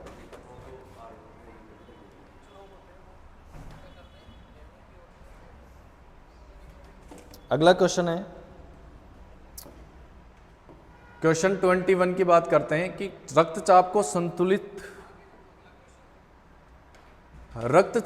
संतुलित रखने से बचा निम्नलिखित में से किस व्याधि से बचा जा सकता है।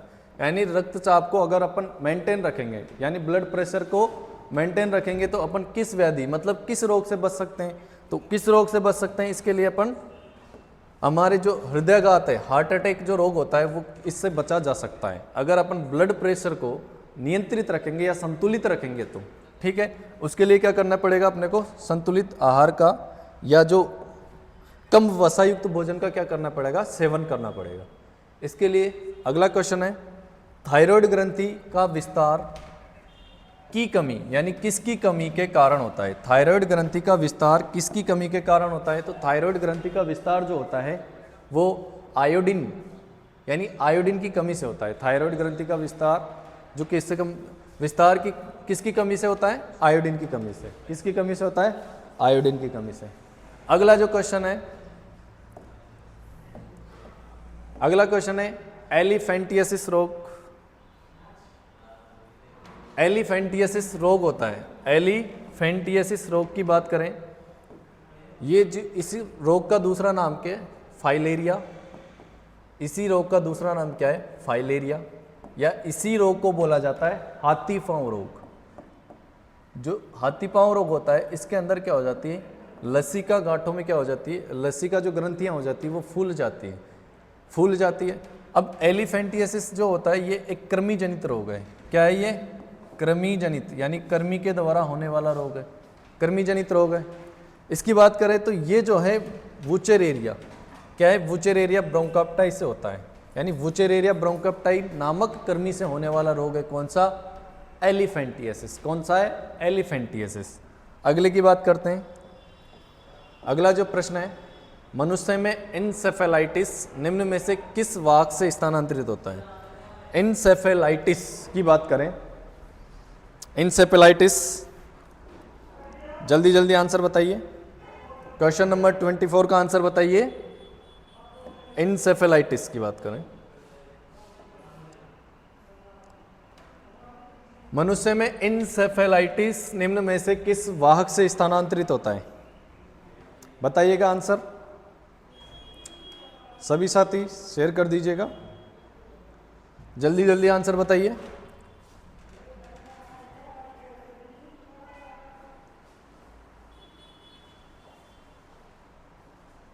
डी, घर मक्खी, हाउस फ्लाई। हाउस फ्लाई से नहीं होता। इसमें जो वाहक का कार्य करता है वो कौन करता है? क्यूलेक्स। कौन करता है? क्यूलेक्स एक मच्छर होता है, उसके द्वारा ये वाहक का कार्य करता है। आंसर क्या हो जाएगा इसके अंदर? ए। 24 के अंदर आंसर क्या हो जाएगा? ए। अगला क्वेश्चन, डीपीटी का टीका जो होता है, डीपीटी टीका रोग के लिए नहीं होता। कौन से रोग के लिए नहीं होता डीपीटी का टीका? अब डीपीटी देखो, डीपीटी यानी अपन इस टीके के नाम से अपन रोगों को बता सकते हैं। डीपीटी, डी का मतलब जो होता है यहाँ पर क्या होता है? डिफ्थीरिया से संबंधित। किससे संबंधित? डिफ्थीरिया। डिफ्थीरिया। पी का मतलब होता है पर्ट्यूसिस। पर्ट्यूसिस, या इसे बोला जाता है काली खांसी या हुपिंग कफ बोला जाता है। टी का मतलब होता है टिटेनस। टिटेनस, और ये सभी जो है बैक्टीरिया से होने वाले रोग है। डिप्थीरिया, पर्ट्यूसिस और टिटेनस। डिप्थीरिया को बोला जाता है गलघोटू रोग। गलघोटू रोग, पर्ट्यूसिस काली खांसी और टिटेनस। तो यहाँ पर देख सकते हैं अपन तीनों रोगों के लिए डीपीटी का टीका लगाया जाता है। तो डीपीटी का टीका रोग के लिए नहीं होता। कौन से रोग के लिए नहीं होता यहाँ पर नहीं बोला है, तो किसके लिए नहीं होगा? पोलियो के लिए नहीं होगा। काली खांसी या इसी को बोला जाता है हुपिंग कफ या पर्ट्यूसिस बोला जाता है। पर्ट्यूसिस यानी ये तो होता है। टिटेनस भी होता है, डिप्थीरिया भी होता है। अगले क्वेश्चन की बात करें तो आंसर क्या हो गया अपना? ए। आंसर क्या हो गया अपना? ए, पोलियो। अगले क्वेश्चन की बात करते हैं। निम्न में से कौन सा विषाणु फल चमगादड़ द्वारा फैलता है? तो यहाँ पर जो आंसर हो जाएगा अपना निपाह। निपाह वायरस जो होता है वो फल चमगादड़ के द्वारा, यानी निपाह वायरस का जो वाहक है वो कौन सा है? फल चमगादड़। तो यहाँ पर कौन सा आंसर आ जाएगा? Nipah virus. कौन सा आ जाएगा? Nipah virus. अगले क्वेश्चन की बात करें, अगला जो क्वेश्चन है, निपाह हो गया। अगला क्वेश्चन है, भारत में किशोरियों में सबसे आम देखे जाने वाला पोषण संबंधी विकार है। भारत में सबसे आम जो किशोरियों के अंदर जो रोग देखा जाता है वो कौन सा रोग है? सबसे ज़्यादा रोग जो देखा जाता है किशोरियों के अंदर, यानी लड़कियों के अंदर सबसे ज़्यादा रोग दिखाई देता है वो कौन सा होता है? रक्ताल्पता या एनीमिया। क्या दिखाई देता है? एनीमिया। सबसे ज़्यादा मात्रा में एनीमिया दिखाई देता है किशोरियों के अंदर। तो रक्ताल्पता, स्कर्वी। तो आंसर क्या हो जाएगा? रक्ताल्पता या एनीमिया। अगला क्वेश्चन, अगला क्वेश्चन है, पुनेट वर्ग में, पुनेट वर्ग से हम किसका अध्ययन करते हैं? किसका अध्ययन करते हैं? पुनेट वर्ग की बात करते हैं। पुनेट वर्ग क्या होता है? Checker board. चेकर बोर्ड जो होता है, जब संकरण करवाया जाता है तो यहाँ पर ऐसे संकरण करवाने पर जो ये वर्ग प्राप्त करते हैं, जो बोर्ड बनता है, इसे क्या बोलते हैं अपन? Checker board. और इस चेकर बोर्ड की खोज की थी पुनेट ने। किसने की थी? पुनेट ने। इस कारण इस चेकर बोर्ड को क्या कहा जाने लगा? पुनेट वर्ग। और पुनेट वर्ग जो अध्ययन करते हैं अपन जेनेटिक्स के अंदर करते हैं, आनुवंशिकी के अंदर, यानी आनुवंशिकी के अंदर किसका अध्ययन किया जाता है? पुनेट वर्ग का अध्ययन किया जाता है। अगला क्वेश्चन, अगला क्वेश्चन है, विपरीत लक्षणों के संकेतक जीनी जोड़े।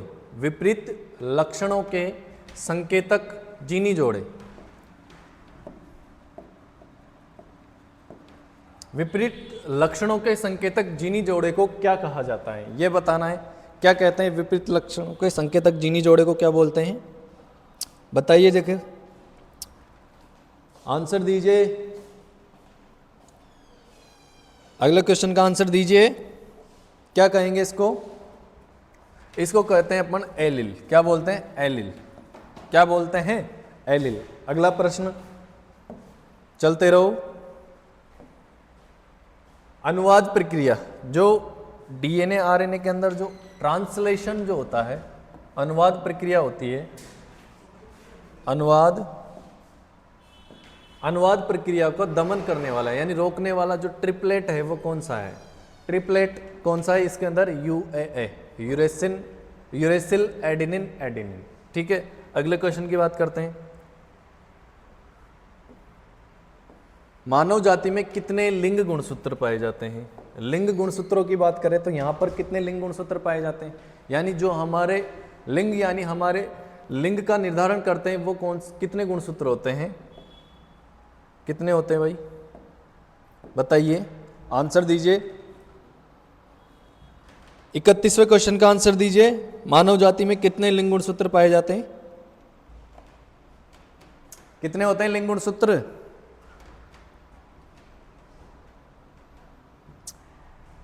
कितने होते हैं? 2। कैसे? अगर मैं बात करूं गुणसूत्र, मानव जाति के अंदर गुणसूत्रों की बात करें या कायिक गुणसूत्र होते हैं वो कितने होते हैं? 46 होते हैं। कितने होते हैं? 46। इस 46 जो होते हैं ये जोड़े के अंदर होते हैं। किस में होते हैं? जोड़े के अंदर। इसमें अगर मैं बात करूं 46 के अंदर जो 44 जो गुणसूत्र होते हैं यानी 44 जोड़े जो गुणसूत्र होते हैं या 22 बोल देते हैं, 44 जोड़े गुणसूत्र होते हैं, ये जो कहलाते हैं वो कायिक गुणसूत्र कहलाते हैं। क्या कहलाते हैं? कायिक गुणसूत्र, यानी सोमैटिक क्रोमोसोम बोलते हैं इसको। यानी हमारे शरीर के जो लक्षण होते हैं, जैसे हमारे बालों का निर्धारण, हमारी हाइट का निर्धारण, हमारे रंग का निर्धारण, ये कौन कौन से गुणसूत्र करते हैं? कायिक गुणसूत्र। जबकि जो एक जोड़ी गुणसूत्र होते हैं, जोड़े में 23 जोड़े होते हैं, 46 होते हैं टोटल। जबकि जो 44 गुणसूत्र तो क्या करते हैं? हमारे शरीर का निर्धारण करते हैं। जबकि 2 गुणसूत्र ऐसे होते हैं जिन्हें अपन बोलते हैं लिंग गुणसूत्र। क्या बोलते हैं? लिंग गुणसूत्र, या इन्हें बोला जाता है सेक्स क्रोमोसोम। लिंग गुणसूत्र क्या करते हैं? हमारे लिंग का निर्धारण करते हैं। यानी क्या लड़का होगा या लड़की होगी, इसका निर्धारण कौन से गुणसूत्र करते हैं? लिंग गुणसूत्र करते हैं। तो यहाँ पर लिंग गुणसूत्रों की संख्या कितनी है? 22। अगर जोड़े में पूछा जाए तो एक जोड़े क्या होते हैं? लिंग गुणसूत्र। अगर मैं बात करूं कायिक गुणसूत्र, कायिक गुणसूत्रों की संख्या तो कितनी होती है? 44। जोड़े पूछे जाए तो 22। ठीक है, आंसर। अगले क्वेश्चन की ओर बढ़ते हैं। अगला क्वेश्चन है अपना, ट्रांसफ्यूजन के लिए रक्त को कितने दिन तक संग्रहित रखा जा सकता है? यानी कितने दिन तक अपन स्टोर करके रख सकते हैं रक्त को? तो ये रख सकते हैं अपन 35 से 45 दिन। यानी 35 से 45 दिन अपन क्या करते हैं? ब्लड बैंक होते हैं उसके अंदर क्या करते हैं? ब्लड को स्टोर करके रख सकते हैं। अगला क्वेश्चन, क्रिक के अनुसार, अब ये जो क्रिक की बात करें, डीएनए की जो आनुवंशिक पदार्थ है उसकी बात करें, आनुवंशिक सूचनाएं केंद्रक से बाहर जो है, बाहर की ओर जो है एक प्रवाह द्वारा प्रदत्त होती है। यानी केंद्रक के बाहर की ओर किसके द्वारा बाहर निकलती है? तो एक पथीय होती है, जो वन वे होती है। एक प्रक्रिया कैसे होती है? वन वे, एक पथीय होती है। अगला क्वेश्चन,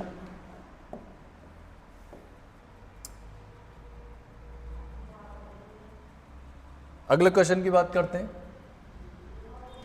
अगला क्वेश्चन है कि एक सुकेंद्रित कोशिका में गुणसूत्रों की संख्या एवं आकृति कहलाती है। गुणसूत्रों की संख्या एवं आकृति को क्या बोलते हैं? ये तो कहलाती है गुणसूत्र। और गुणसूत्रों की संख्या एवं आकृति को अपन बोला जाता है गुणसूत्र प्ररूप। क्या बोलते हैं? गुणसूत्र प्ररूप या कैरियोटाइप। क्या बोलते हैं इसको? गुणसूत्र प्ररूप या कैरियोटाइप बोला जाता है। क्या बोलते हैं? गुणसूत्र प्ररूप या कैरियोटाइप। ठीक है, अगला क्वेश्चन बात करें। अगले क्वेश्चन की बात करें, थोड़ा जल्दी क्वेश्चन को अपन करने वाला है कि यूकेरियोटिक कोशिकाओं के अंदर गुणसूत्रों की, यूकेरियोटिक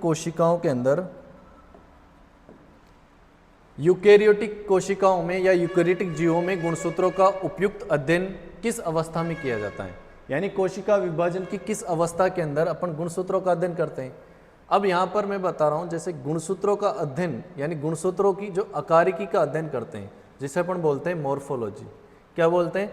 मॉर्फोलॉजी। मॉर्फोलॉजी का जो अध्ययन करते हैं वो अपन किसके अंदर करते हैं? मेटाफेज के अंदर।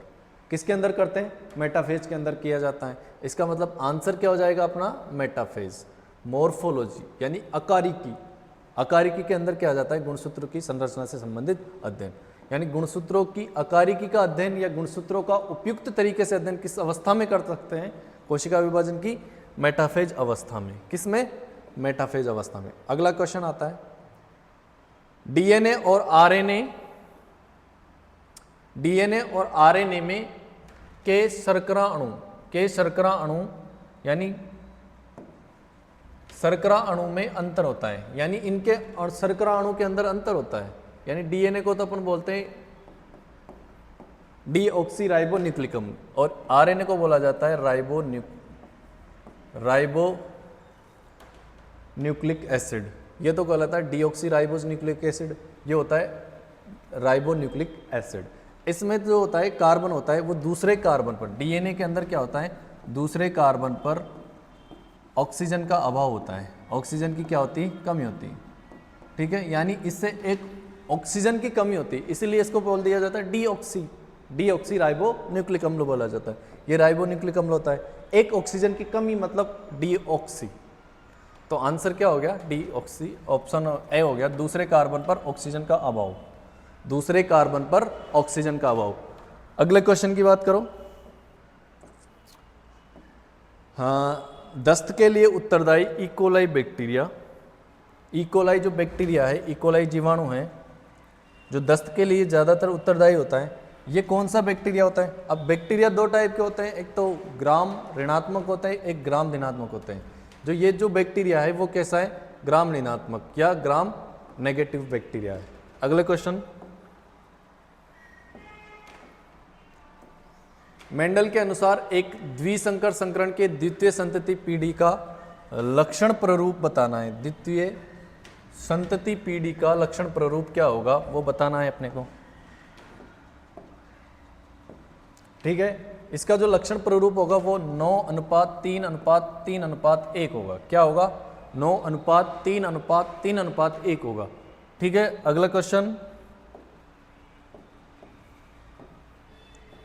ग्रेगर मेंडल ने किस पर कार्य कर आनुवंशिकी, यानी मेंडल ने किस पर कार्य किया, आनुवंशिकी के लिए किस पर कार्य किया, तो इसने मटर पर कार्य किया। और इस मटर का जो रासायनिक नाम है, वैज्ञानिक नाम क्या है, पाइसम सटाइवम।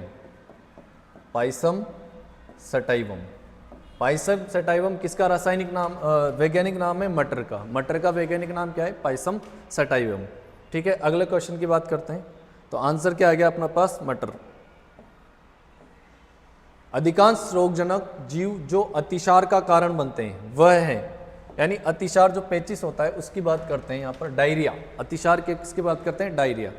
डायरिया का कारण बनने वाले जो बैक्टीरिया होते हैं, जो रोगजनक होते हैं, वो कहाँ से, यानी किसके कारण होते हैं, बूंदों से जाते हैं क्या हमारे शरीर के अंदर, मल एवं मौखिक मार्ग से, यानी मल के माध्यम से और मौखिक मार्ग के माध्यम से ये हमारे शरीर के अंदर प्रवेश करते हैं। ठीक है, आगे बात करते हैं। अगला क्वेश्चन, चलते जाओ। एक मानव कायिक कोशिका में गुणसूत्र होते हैं। अब यहाँ पर गुणसूत्र पूछा है, यहाँ पर जोड़े के भी, अगर पूछता आपसे जोड़े के अंदर, जोड़े में कितने होते हैं, अगर आपसे पूछा जाता कि जोड़े में जो होते हैं, मानव कायिक कोशिका में जोड़े में गुणसूत्र होते हैं वो कितने होते हैं, 23 जोड़े। लेकिन अपने पास पूछा है, डायरेक्ट पूछा गया है यहाँ पर कि मानव कायिक कोशिका में गुणसूत्र होते हैं, कितने गुणसूत्र होते हैं, तो वो होंगे अपने पास 46 या 46। जोड़े में पूछा जाए तो कितने होंगे, 23। ठीक है, 23। अगला क्वेश्चन की बात करें। ग्रेगर मेंडल ने आनुवंशिक प्रयोग के लिए प्रयोग किया, किस पादप पर प्रयोग किए गए, ये उल्टा लिखने में आ गया, कोई बात नहीं। यहां पर क्या बोला है कि ग्रेगर मेंडल ने आनुवंशिक प्रयोग के लिए कौन से पादप का प्रयोग किया। अब कौन से पादप का प्रयोग किया, अभी थोड़ी देर पहले बताया था, मटर का प्रयोग किया। और मटर का जो साइंटिफिक नेम है, वैज्ञानिक नाम क्या है, पाइसम सटाइवम। क्या है, पाइसम सटाइवम। क्या है बाप, पाइसम सटाइवम। आगे बात करते हैं। बैंकिंग उद्योग में कौन से कवक का इस्तेमाल किया जाता है, तो बैंकिंग उद्योग जो होते हैं, खमीर या ब्रेड बनाने के अंदर जो काम आते हैं, वो हमारा जो होता है यीस्ट काम आता है। क्या आता है, यीस्ट कवक जो होता है वो किस में काम आता है, बैंकिंग उद्योग में। ठीक है, अगले क्वेश्चन की बात करते हैं। अगला क्वेश्चन है कि निम्न में से किस प्रकार की दवाइयाँ अपच के निदान में काम आती है। तो अपच जो हो जाता है, इंडाइजेशन जो हो जाता है, उसमें एंटासिड नामक दवाइयाँ, कौन सी, एंटासिड नामक दवाइयाँ काम आती हैं। एंटासिड या जिसे अपन बोलते हैं प्रत्यम्ल, प्रत्यम्ल क्या बोलते हैं, प्रत्यम्ल। अब एंटासिड में जैसे आपने सुना होगा मैग्नीशियम हाइड्रोक्साइड सुना होगा, मैग्नीशियम हाइड्रोक्साइड है, ठीक है, बेकिंग सोडा है, वो किसके अंदर क्या आते हैं, ये प्रत्यम्ल होते हैं, यानी अम्ल के खिलाफ होते हैं। ये अम्ल को निष्क्रिय करने का काम करते हैं। ये हमारी जब एसिडिटी हो जाती है तो वो एसिडिटी में किसका यूज करते हैं अपन, इन एंटासिड का प्रयोग करते हैं, MgOH2 या मैग्नीशियम हाइड्रोक्साइड का प्रयोग किया जाता है। अगला क्वेश्चन, तालाब पारिस्थितिकी तंत्र में खाद्य श्रृंखला प्रारंभ होती है। अब तालाब की बात करें तो तालाब के अंदर सबसे पहले, तालाब के अंदर क्या होता है, तालाब के अंदर सबसे पहले जो पादप से क्या होती, खाद्य श्रृंखला की क्या होती है, शुरुआत। और पादप यानी पादप प्लवकों से अपने क्या करते हैं, खाद्य श्रृंखला की क्या होती है, शुरुआत। या फाइटोप्लैंक्टन से क्या होती है, शुरुआत। ये कहाँ आती है, फिर जंतुओं के अंदर, पादपों से जंतु में, फिर बाहर जीवों के अंदर आ जाती है, ठीक है। तो आंसर क्या हो गया कि तालाब पारिस्थितिकी तंत्र में खाद्य श्रृंखला प्रारंभ होती है, कहाँ से होगी, पादप प्लवक से प्रारंभ होगी। अगले क्वेश्चन की बात करते हैं, दालचीनी पादप के किस भाग से प्राप्त होती है। तो दालचीनी जो है यानी किस पादप के, दालचीनी पादप की किस भाग से प्राप्त होती है। तो ये जो है दालचीनी जो है पादप की छाल से प्राप्त होती है। किससे प्राप्त होती है, छाल या बार्क से प्राप्त होती है दालचीनी।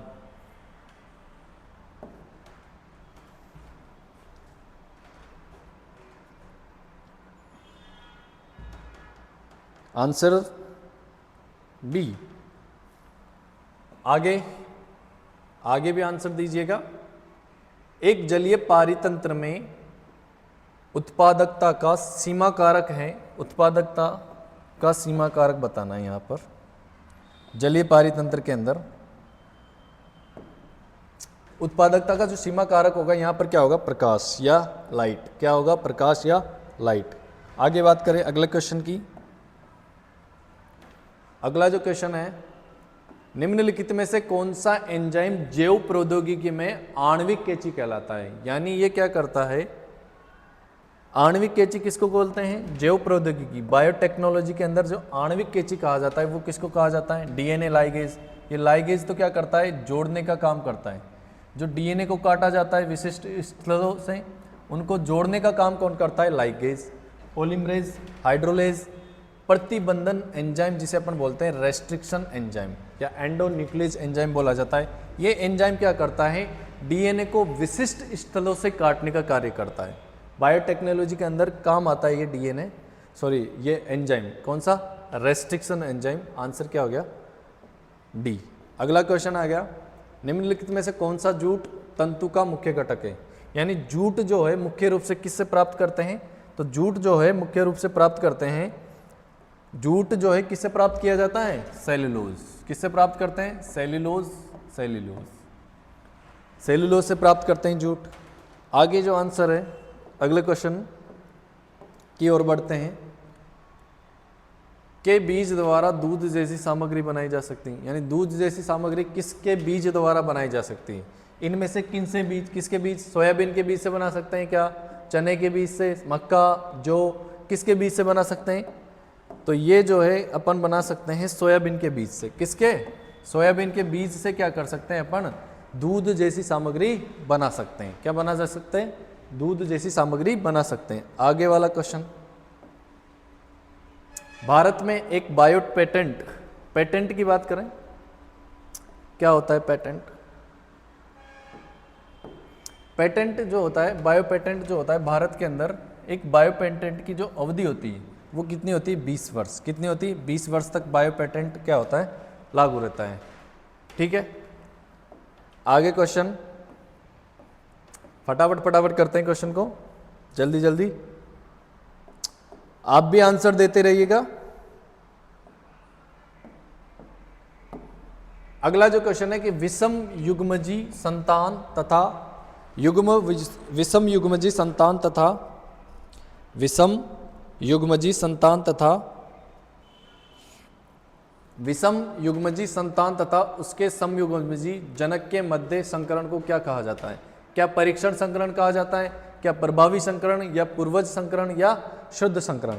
तो क्या कहेंगे साथियों, जल्दी से आंसर दीजिएगा इस क्वेश्चन का, क्या कहेंगे इसको?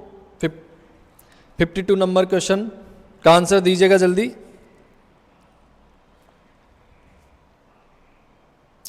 क्या कहिएगा? आंसर दीजिएगा। आंसर जो होगा इसका क्या हो जाएगा? Back cross. इसे बोलते हैं अपन पूर्वज संकरण। क्या बोला जाता है? बैक क्रॉस या पूर्वज संकरण बोला जाता है। ठीक है, अगले क्वेश्चन की बात करते हैं। अगला क्वेश्चन, शब्द पारिस्थितिकी यानी जो इकोसिस्टम इकोलॉजी जो शब्द दिया है, इकोलॉजी शब्द किसने दिया है उसकी बात कर रहे हैं यहाँ पर। इकोलॉजी की बात करें तो इकोलॉजी शब्द दिया था किसने? रीटर ने। किसने दिया था? रीटर ने दिया था। आगे बात करो, बढ़ो आगे बढ़ो जल्दी से, और क्लास को शेयर भी कर दीजिएगा। आगे बात करते हैं कि लाख कीट के किस भाग से लाख का स्त्रवण होता है? लाख का जो कीट है उससे जो लाख का स्त्रवण होता है, यानी जो लाख निकलती है वो किस भाग से निकलती है? तो वो जो निकलती है उदरीय ग्रंथि, जो एब्डोमिना जो होती है, उदरीय ग्रंथि होती है, उससे लाख का क्या किया जाता है? स्त्रवण किया जाता है। आगे बात करते हैं। अगला क्वेश्चन, भारत सरकार ने यानी कब तक टीबी मुक्त भारत का लक्ष्य निर्धारित किया? कब तक किया भाई? बताइए, आंसर दीजिए इस क्वेश्चन का। तो भारत सरकार ने कब तक टीबी मुक्त भारत का लक्ष्य निर्धारित किया? यानी टीबी से मुक्त भारत बनाने का संकल्प लिया था भारत सरकार ने। कब लिया था? कब तक का लिया था भाई? कब तक का लिया था? बताइएगा आंसर।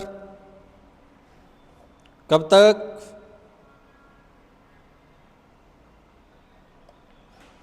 आंसर बताइए।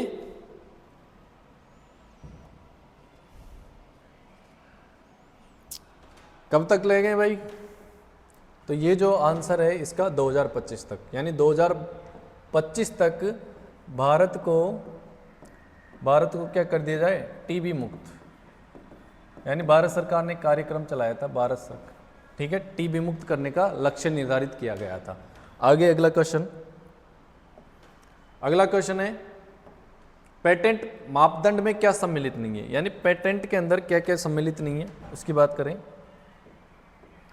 पेटेंट जो होता है, पेटेंट ये किसी कंपनी, यानी किसी ने आविष्कार कर दिया किसी कंपनी के द्वारा, अगर तो इसमें क्या आती है? नवीनता होती है। सही बात है, नवीनता होनी चाहिए, आविष्कारशील कदम होने चाहिए, औद्योगिक उपयोग करने में सक्षम होनी चाहिए। यानी तीनों चीज़ें तो सही है, लेकिन इसमें जो प्रकाशित आंकड़े हैं वो कभी भी अपन जैव पेटेंट या पेटेंट के अंदर निर्धारित नहीं कर सकते, पेटेंट के अंदर नहीं आ सकते। यानी पेटेंट मापदंड में क्या सम्मिलित नहीं है पूछा है यहाँ पर?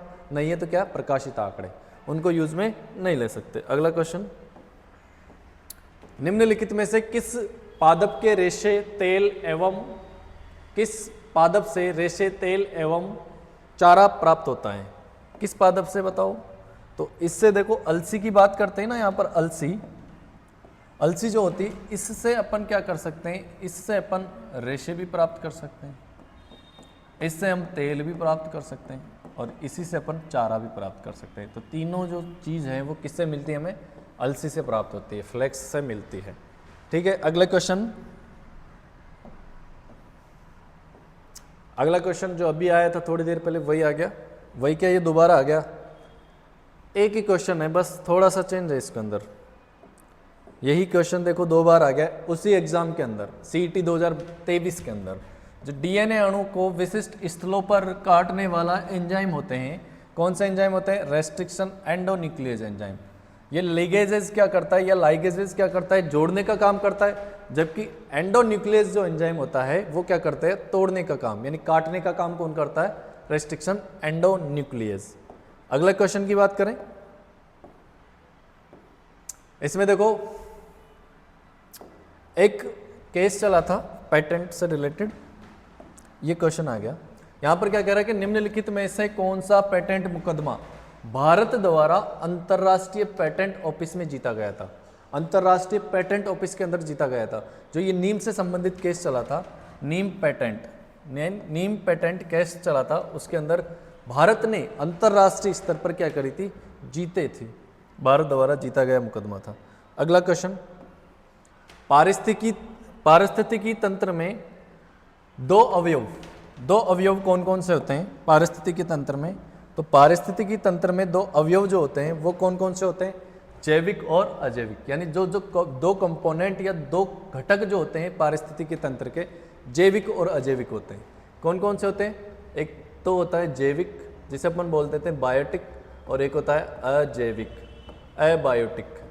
जैविक के अंतर्गत क्या आ जाता है? हमारे जो उत्पादक हैं, क्या आ जाते हैं? उत्पादक। दूसरा आ जाता है उपभोक्ता और अपघटक। ये किसके अंदर आते हैं? जैविक घटक के अंदर आ जाते हैं। उत्पादक के अंदर तो आते हैं हमारे जो हरे पेड़ पौधे होते हैं, प्रकाश संश्लेषी जीवाणु होते हैं, वो कौन होते हैं? उत्पादक होते हैं। उपभोक्ता के अंदर आ जाते हैं हम, जैसे जीव जो आ जाते हैं वो किसके अंदर आ जाते हैं? उपभोक्ता के अंदर। मनुष्य हैं, शेर है, चीता है, ये भी अलग अलग प्रकार के होते हैं। प्राथमिक उपभोक्ता होते हैं, द्वितीयक उपभोक्ता होते हैं, तृतीयक उपभोक्ता होते हैं। फिर आते हैं अपघटक, जो जितने भी जो सूक्ष्म जीव होते हैं वो क्या किस में आते हैं? अपघटक के अंतर्गत आते हैं। तो आंसर क्या? अब अजैविक घटक में क्या क्या आते हैं? ताप है, जल है, वायु है, प्रकाश है, ये सभी किस में आते हैं? अजैविक घटक में आते हैं। मृदा है, ये सभी क्या करते हैं? पारिस्थितिकी तंत्र के अजैविक घटक के अंतर्गत आते हैं। तो आंसर क्या हो गया? जैविक और अजैविक घटक। अगला क्वेश्चन आंसर दीजिएगा अगले क्वेश्चन का। ऊतकों में डीएनए स्थानांतरण की कणिका बंदूक विधि, कंदुक नहीं है बंदूक, जिसे शॉटगन विधि कहते हैं। क्या कहते हैं अपन? इसका जो सामान्य नाम क्या है? कणिका बंदूक विधि का शॉटगन मेथड। क्या बोलते हैं इसको? शॉटगन मेथड बोला जाता है। अगला जो क्वेश्चन है कि वृक्ष प्रमुख पारितंत्र का संख्या का पिरामिड प्रकार का होता है, किस प्रकार का होता है? यानी वृक्ष का जो पिरामिड होता है, पारितंत्र का जो संख्या का पिरामिड, यहां पर बोला है संख्या का पिरामिड। 3 टाइप के पिरामिड पढ़ते हैं अपन। जब अपन पिरामिड पढ़ते हैं तो 3 टाइप के पिरामिड अपने देखने को मिलते हैं। 3 टाइप के कौन कौन से? सबसे पहले तो जो पिरामिड होता है वो होता है जीव संख्या का। किसका होता है? जीव संख्या का। एक जो पिरामिड होता है वो किसका होता है? जैव भार का, यानी बायोमास का। एक पिरामिड जो होता है जीव संख्या का हो गया, जैव भार का हो गया। एक पिरामिड होता है अपना ऊर्जा का। ये तीनों पिरामिड अपन एक पारिस्थितिकी तंत्र के अंदर पढ़ते हैं, पारितंत्र के अंदर पढ़ते हैं। अगर मैं बात करूँ जीव, जैव भार और ऊर्जा, तीनों के अंदर अगर मैं बात करूँ तो ऊर्जा के जो पिरामिड होते हैं, 3 पिरामिड होते हैं। एक तो अगर मैं बात करूँ इसकी, इसमें देखो घास की बात करें, घास का पिरामिड क्या होता है? सीधा होता है। दूसरा जल का पिरामिड भी क्या होता है? सीधा होता है। तीसरा यहाँ पर वृक्ष का पिरामिड क्या होगा? यहाँ पर उल्टा होगा। यानी ये दोनों पिरामिड तो क्या होंगे? सीधा होता है, और ये जो पिरामिड होगा ये क्या होगा? उल्टा। जबकि अगर बात करें जैव भार में, बायोमास में बात करें, तो इसमें भी देखो घास होगा, वृक्ष होगा और जल होगा। इसमें जो है घास और वृक्ष का पिरामिड क्या होता है? सीधा। कैसा होता है? सीधा। जबकि जल का पिरामिड इसके अंदर क्या होता है? उल्टा होता है। कैसा होता है? उल्टा होता है। पिरामिड से पूछा गया क्वेश्चन है, अगर पिरामिड से आ गया, यहाँ पर देखो जीव संख्या का पूछा है, तो अपना आंसर तो आ गया कि वृक्ष प्रमुख पारितंत्र की संख्या का पिरामिड कैसा होता है? उल्टा होता है। कैसा होता है? उल्टा होता है। देखो उल्टा, आंसर आ गया उल्टा। अब इसमें बोला है कि दूसरे भी अपन पिरामिड साथ के साथ देख लेते हैं कि जैव भार का पिरामिड, ऊर्जा का पिरामिड, जैव भार का पिरामिड घास और वृक्ष का तो क्या होता है? सीधा होता है। जबकि जल का क्या होता है? इसमें उल्टा होता है। जीव संख्या में तो वृक्ष का उल्टा होता है, और इसमें जैव भार में किसका होता है? जल का उल्टा होता है। जबकि अगर बात करें ऊर्जा का जो पिरामिड होता है वो सदैव कैसा होता है? सीधा। सदैव कैसा होगा? सदैव सीधा होता है। सदैव क्या होता है? सीधा। यानी इसका जो वृक्ष है, वृक्ष का पिरामिड हो, चाहे जल का पिरामिड हो, चाहे घास का पिरामिड हो, ये तीनों ही क्या होते हैं, हमेशा सीधे होते हैं, यानी इनमें कोई परिवर्तन नहीं होता। तो ऊर्जा का पिरामिड पूछा जा सकता है आपसे कि एक पारिक तंत्र में ऊर्जा का पिरामिड होता है, तो ऊर्जा का पिरामिड होता है वो कैसा होता है, सीधा होता है। अब अलग अलग भी पूछ ले आपसे, वृक्ष का पिरामिड ऊर्जा का कैसा होता है, तो वो भी सीधा होगा, जल का कैसा होता है, सीधा होता है, और घास का कैसा होता है, वो भी क्या होता है, सीधा होता है। तो आंसर तो कोई नहीं, क्या आ गया अपना, उल्टा। क्या आ गया, उल्टा। यहाँ से तीनों चीज़ें क्लियर होनी चाहिए अपनी। तो आंसर देखो, जीव संख्या के 3 पिरामिड अपने देखने को मिलते हैं। कौन कौन से, जीव संख्या का पिरामिड, 3 पिरामिड अपने को देखने को मिलते हैं यहाँ पर। कौन कौन से, जीव संख्या, जीवभार और ऊर्जा। जीव संख्या में देखो घास और जल तो क्या आता है, सीधा, वृक्ष क्या होता है, उल्टा, और यही हमसे पूछा गया था क्वेश्चन यहाँ पर, ठीक है। दूसरे में जीवभार के अंदर घास और वृक्ष तो क्या ऐसा होता है, सीधा, जबकि जल क्या होता है, उल्टा, और जबकि ऊर्जा के अंदर जो तो होते हैं तीनों पिरामिड हमेशा क्या होते हैं, सीधे बनते हैं। अगले क्वेश्चन की ओर बढ़ते हैं। अगला जो क्वेश्चन है,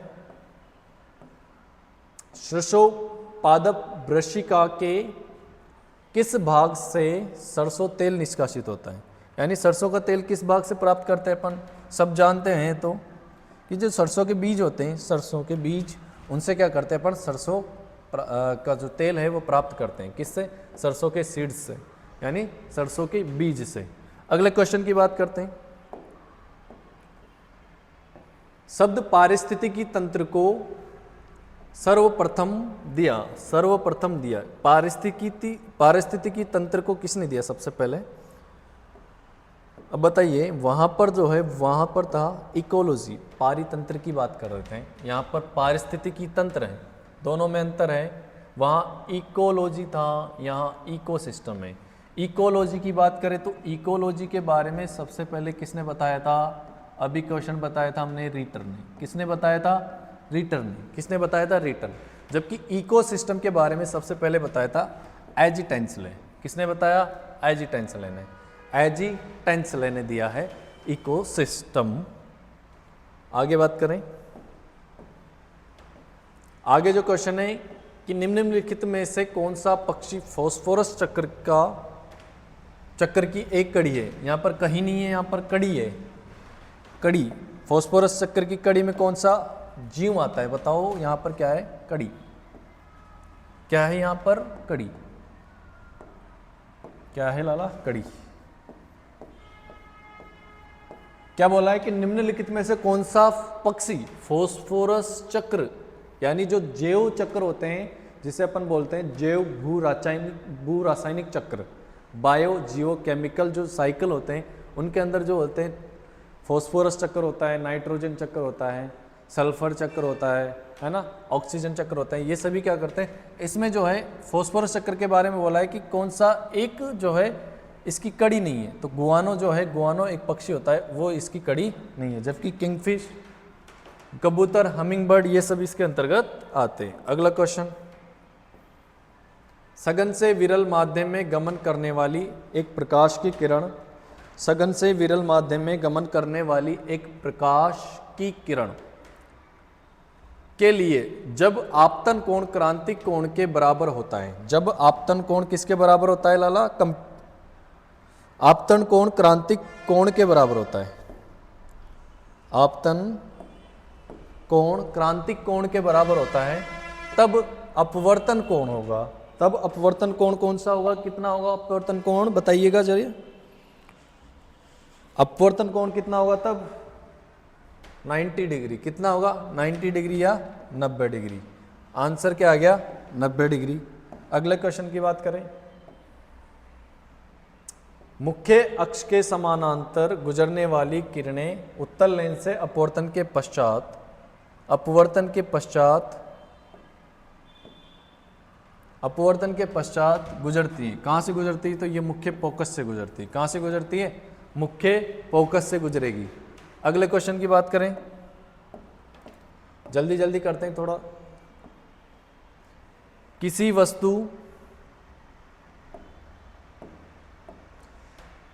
वस्तु का आभासी व विवर्धित प्रतिबिंब प्राप्त किया जा सकता है। आभासी व बड़ा, विवर्धित का मतलब होता है बड़ा, प्रतिबिंब किससे प्राप्त किया जा सकता है, बताइए, आंसर बताइएगा। ऑप्शन क्वेश्चन नंबर 68, उत्तल दर्पण द्वारा, अवतल दर्पण द्वारा, समतल दर्पण द्वारा और अवतल लेंस द्वारा। किसके द्वारा प्राप्त करते हैं? आभासी व बड़ा प्रतिबिंब किसके द्वारा प्राप्त कर सकते हैं? किसके द्वारा? आंसर 68 का आंसर दीजिएगा।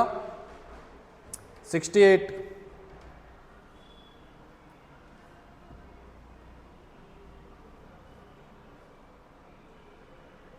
68 का आंसर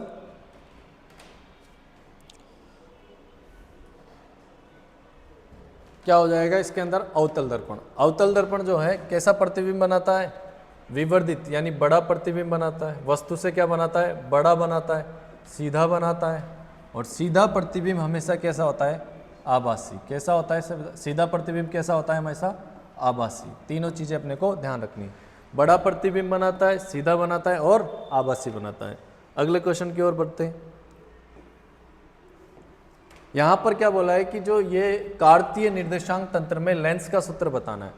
लेंस का सूत्र क्या होता है? तो यहां पर देखो, एक तो होता है लेंस सूत्र, एक होता है दर्पण सूत्र। दोनों को ध्यान में रखना है। यहां पर लेंस सूत्र की बात करें, लेंस सूत्र जो वो तो होता है 1/f 1/f बराबर 1/v माइनस 1/u। ये तो क्या होता है? लेंस सूत्र। क्या होता है ये? लेंस सूत्र। लेकिन दर्पण सूत्र, यहाँ पर दूसरा जो चीज़ होती है वो क्या होती है? दर्पण सूत्र। दर्पण सूत्र की बात करें तो दर्पण सूत्र होता है 1/f बराबर 1/v प्लस 1/u। ठीक है, ये जो होता है यहाँ पर माइनस वाला तो किसका होता है? लेंस सूत्र होता है। प्लस वाला क्या होता है? दर्पण सूत्र होता है। यहाँ पर v जो है, f क्या है? f तो क्या है यहाँ पर? प्रकाशिक केंद्र से किसकी दूरी है? फोकस दूरी है। प्रकाशिक केंद्र से क्या है? फोकस दूरी है। v जो है प्रकाशिक केंद्र से क्या है? प्रतिबिंब की दूरी है। और u क्या है? बिंब की दूरी है। बिंब की दूरी है, प्रतिबिंब की दूरी है और फोकस दूरी है। तो आंसर क्या हो जाएगा इसमें? 1/f बराबर 1/v प्लस 1/v। ये तो नहीं होगा, दर्पण सूत्र में आएगा। तो ये क्या हो जाएगा? ये आंसर हो जाएगा 1/f बराबर 1/v माइनस 1/u। आंसर क्या हो जाएगा? Option C. अगले प्रश्न की ओर बढ़ते हैं।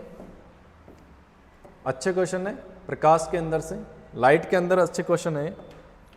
और 1 यूनिट दे रखी बस लाइट के, आपके सीईटी के अंदर 1 यूनिट के अंदर अच्छे क्वेश्चन आए हैं लाइट से, प्रकाश से। बढ़ते हैं आगे कि किसी वस्तु का छोटा आभासी व सीधा, सोचा नहीं होगा यहाँ पर, सीधा प्रतिबिंब आएगा यहाँ पर। ये रखा ना, वर्चुअल इरेक्ट यानी सीधा प्रतिबिंब प्राप्त करने हेतु उसे दे सकता है। दर्पण के सामने कहीं रख सकते हैं अपन। क्वेश्चन उल्टा सीधा हो गया। यानी क्या बोला है इसके अंदर? किसी वस्तु का छोटा आभासी व सीधा प्रतिबिंब प्राप्त करने के लिए वस्तु को कहाँ रखें? दर्पण के किस जगह पर रखा जाए, इसकी बात करें। किस दर्पण की जगह रख सकते हैं अपन? कैसा प्रतिबिंब बनाना है? वस्तु से छोटा बनाना है, आभासी बनाना है और सीधा बनाना है। तो ये जो है उत्तल दर्पण के अंदर आपने देखा होगा, जो अपने गाड़ियों के अंदर जो साइड ग्लास लगे होते हैं उसके अंदर क्या होता है? उत्तल दर्पण होता है। यहाँ पर जो पीछे से आने वाले जो भी साधन होता है वो क्या होता है? बड़ा होता है। लेकिन उस ग्लास के अंदर, उस साइड मिरर के अंदर हमें क्या दिखाई देता है? छोटा दिखाई देता है। छोटा दिखाई देता है। और छोटा दिखाई देता है, प्रतिबिंब कैसा दिखाई देता है? सीधा भी दिखाई देता है। यानी ऊपर वाला व्यक्ति ऊपर दिखाई देगा, नीचे वाला नीचे दिखाई देगा। इसका मतलब सीधा दिखाई देता। और सीधा प्रतिबिंब कैसा होता है? आभासी। कैसा होता है सीधा प्रतिबिंब? आभासी। तो आंसर क्या हो जाएगा इसके अंदर? उत्तल दर्पण। कौन सा हो जाएगा? उत्तल दर्पण।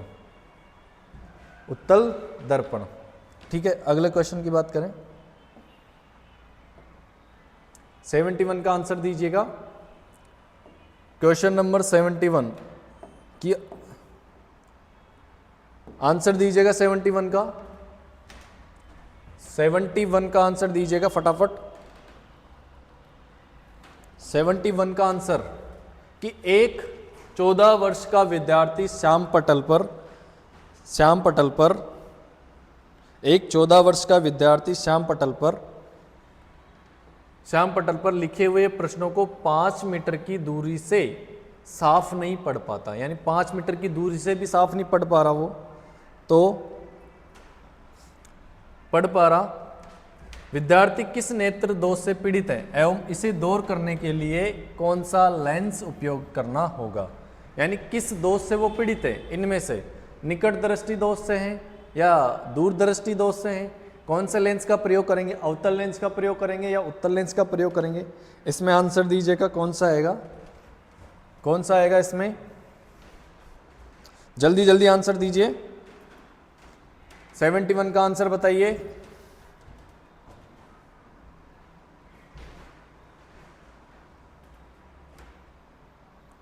अगर मैं बात करूं सामान्य व्यक्ति, सामान्य व्यक्ति की बात करते हैं,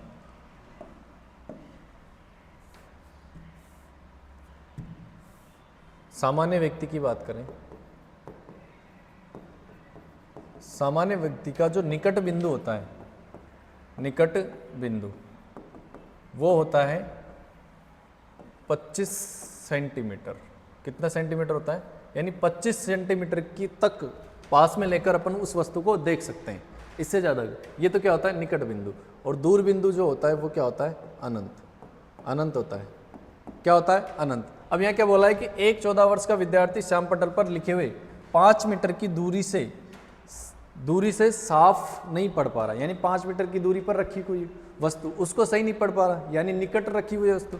इसका मतलब उसमें कौन सा दोष है, निकट दृष्टि दोष। कौन सा है, निकट दृष्टि दोष। और निकट दृष्टि दोष में किस लेंस का प्रयोग करते हैं अपन, अवतल लेंस का। किसका प्रयोग करते हैं, इसका मतलब पहला या आंसर अपना क्या हो गया, सही। उत्तल लेंस का प्रयोग नहीं करते, नहीं करते यहाँ पर, तो आंसर तो पहला ही सही हो गया।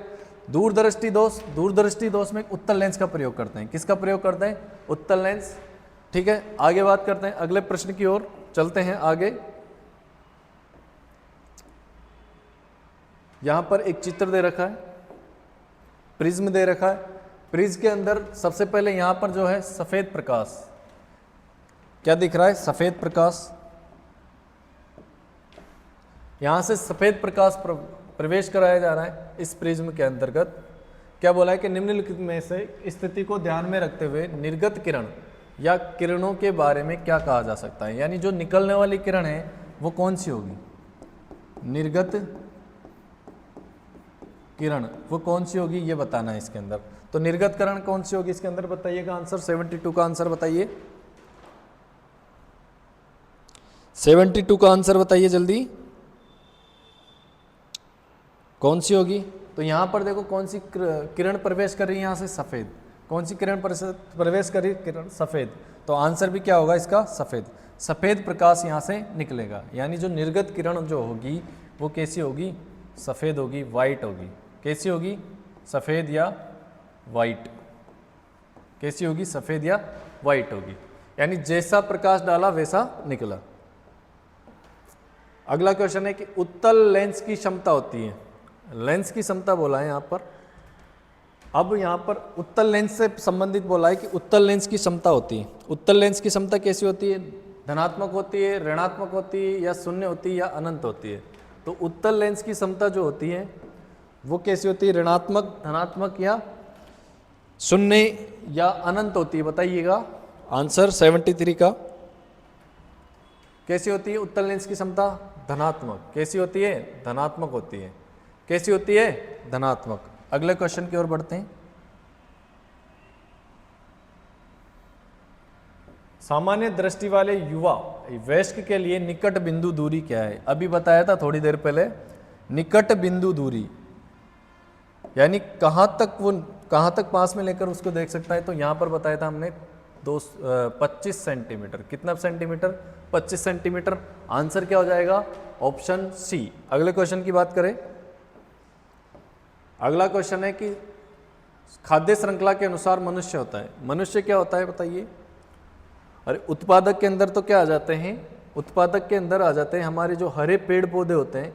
हरे पेड़ पौधे किसके अंदर आते हैं, उत्पादक के अंदर। हरे पेड़ पौधे, और कुछ प्रकाश संश्लेषी जीवाणु भी होते हैं, वो किसके अंदर आते हैं, हरे उत्पादक के अंदर। उपभोक्ता के अंदर जो आ जाते हैं मनुष्य हैं, अन्य जीव जंतु, वो किसके अंदर आ जाते हैं, उपभोक्ता के अंदर। तो आंसर क्या आ जाएगा अपना, उपभोक्ता। अगला क्वेश्चन, अवतल लेंस में प्रतिबिंब हमेशा कैसा बनता है, हमेशा होता है। कैसा होता है भाई अवतल लेंस के अंदर प्रतिबिंब, अवतल लेंस के अंदर जो प्रतिबिंब होगा वो कैसा होगा बताइएगा, आंसर कैसा होगा बताइए, कैसा होगा, जल्दी जल्दी। अजय कुमार,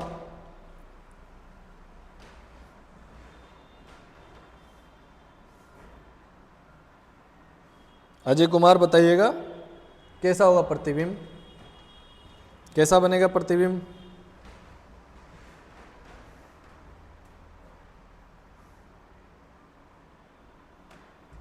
कैसा बनेगा प्रतिबिंब, सीधा एवं आभासी। सीधा प्रतिबिंब कैसा होता है, आभासी।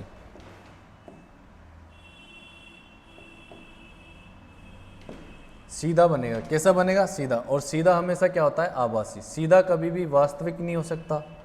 उल्टा हमेशा क्या होता है, वास्तविक, और उल्टा कभी आभासी नहीं हो सकता। तो दो ऑप्शन तो ऐसे ही डिलीट हो गए अपने। अवतल दर्पण में सीधा बनता है, सीधा बनता है तो आभासी बनेगा। फिक्स आंसर क्या हो गया अपना, बी ऑप्शन आंसर। अगला, किस प्रकाशीय परिघटना के द्वारा सफेद प्रकाश का विभाजन 7 घटकों या संघटक वर्णों में होता है। तो आपको पता है ये तो जो प्रिज्म से होकर, जिसे अपन बोलते हैं वर्ण विक्षेपण, क्या बोलते हैं, वर्ण विक्षेपण या डिस्पर्जन बोला जाता है, कलर डिस्पर्जन बोला जाता है। इस परिघटना के कारण ही जो हमारा जो प्रकाश होता है, जो सफ़ेद प्रकाश होता है, वो 7 रंगों में बढ़ जाता है। कितने रंगों में बढ़ जाता है, 7। कौन कौन से में, बैंगनी, नीला, आसमानी, हरा, पीला, पीला, नारंगी और लाल, और लाल। ये इन रंगों में बट जाता है, 7 रंगों के अंदर विभाजित हो जाता है। बैंगनी, नीला, आसमानी, हरा, पीला, नारंगी, लाल। किसके कारण होता है, ये वर्ण विक्षेपण के कारण होता है। अगली बात करते हैं अगले क्वेश्चन की।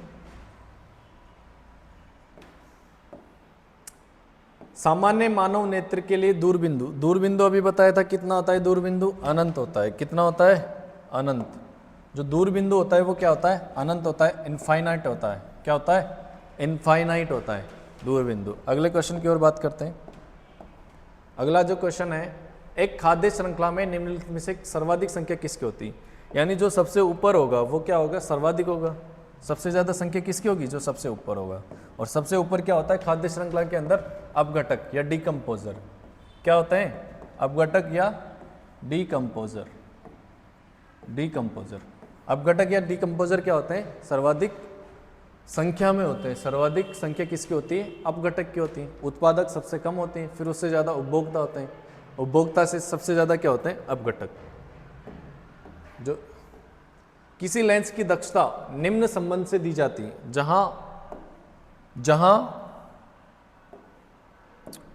जहां बता रखा है कि लेंस की फोकस दूरी क्या है, यहाँ पर f। लेंस की फोकस दूरी क्या है, यहाँ पर f। तो यहाँ पर जो लेंस की क्षमता जो होती है वो P बराबर पावर बराबर क्या होती है, 1/f के बराबर। यानी P बराबर 1/f, वो क्या होती है, लेंस की क्षमता होती है, लेंस की शक्ति होती है, पावर होती है। ठीक है, आंसर बी हो जाएगा इसका आंसर 80 के। अगला क्वेश्चन,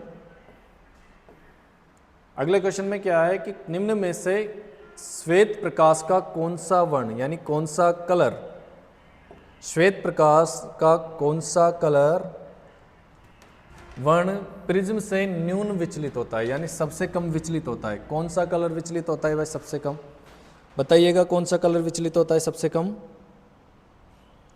सबसे कम विचलित होने वाला कलर कौन सा इसमें से, कौन सा होगा,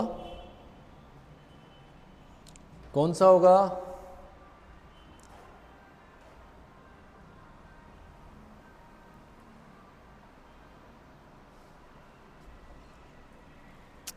कौन सा होगा बताइए साथियों, जरूरी सभी आंसर दीजिए। कौन सा होगा, नारंगी। कौन सा होगा, नारंगी। अगले क्वेश्चन की ओर बात करते हैं। 45 डिग्री परावर्तन कोण वाली प्रकाश किरण के लिए आपतन कोण का मान क्या होगा। आपतन कोण का मान बताना है। आपतन कोण का मान, जब भी कोई प्रकाश किरण किसी एक माध्यम से आकर किसी परावर्तक परत से टकराती है तो वापस उसी माध्यम में लौट जाती है, ये क्या कहलाता है? प्रकाश का परावर्तन। और जो ये होता है बीच में क्या होती है? ये अभिलंब होता है। क्या होता है? अभिलंब होता है।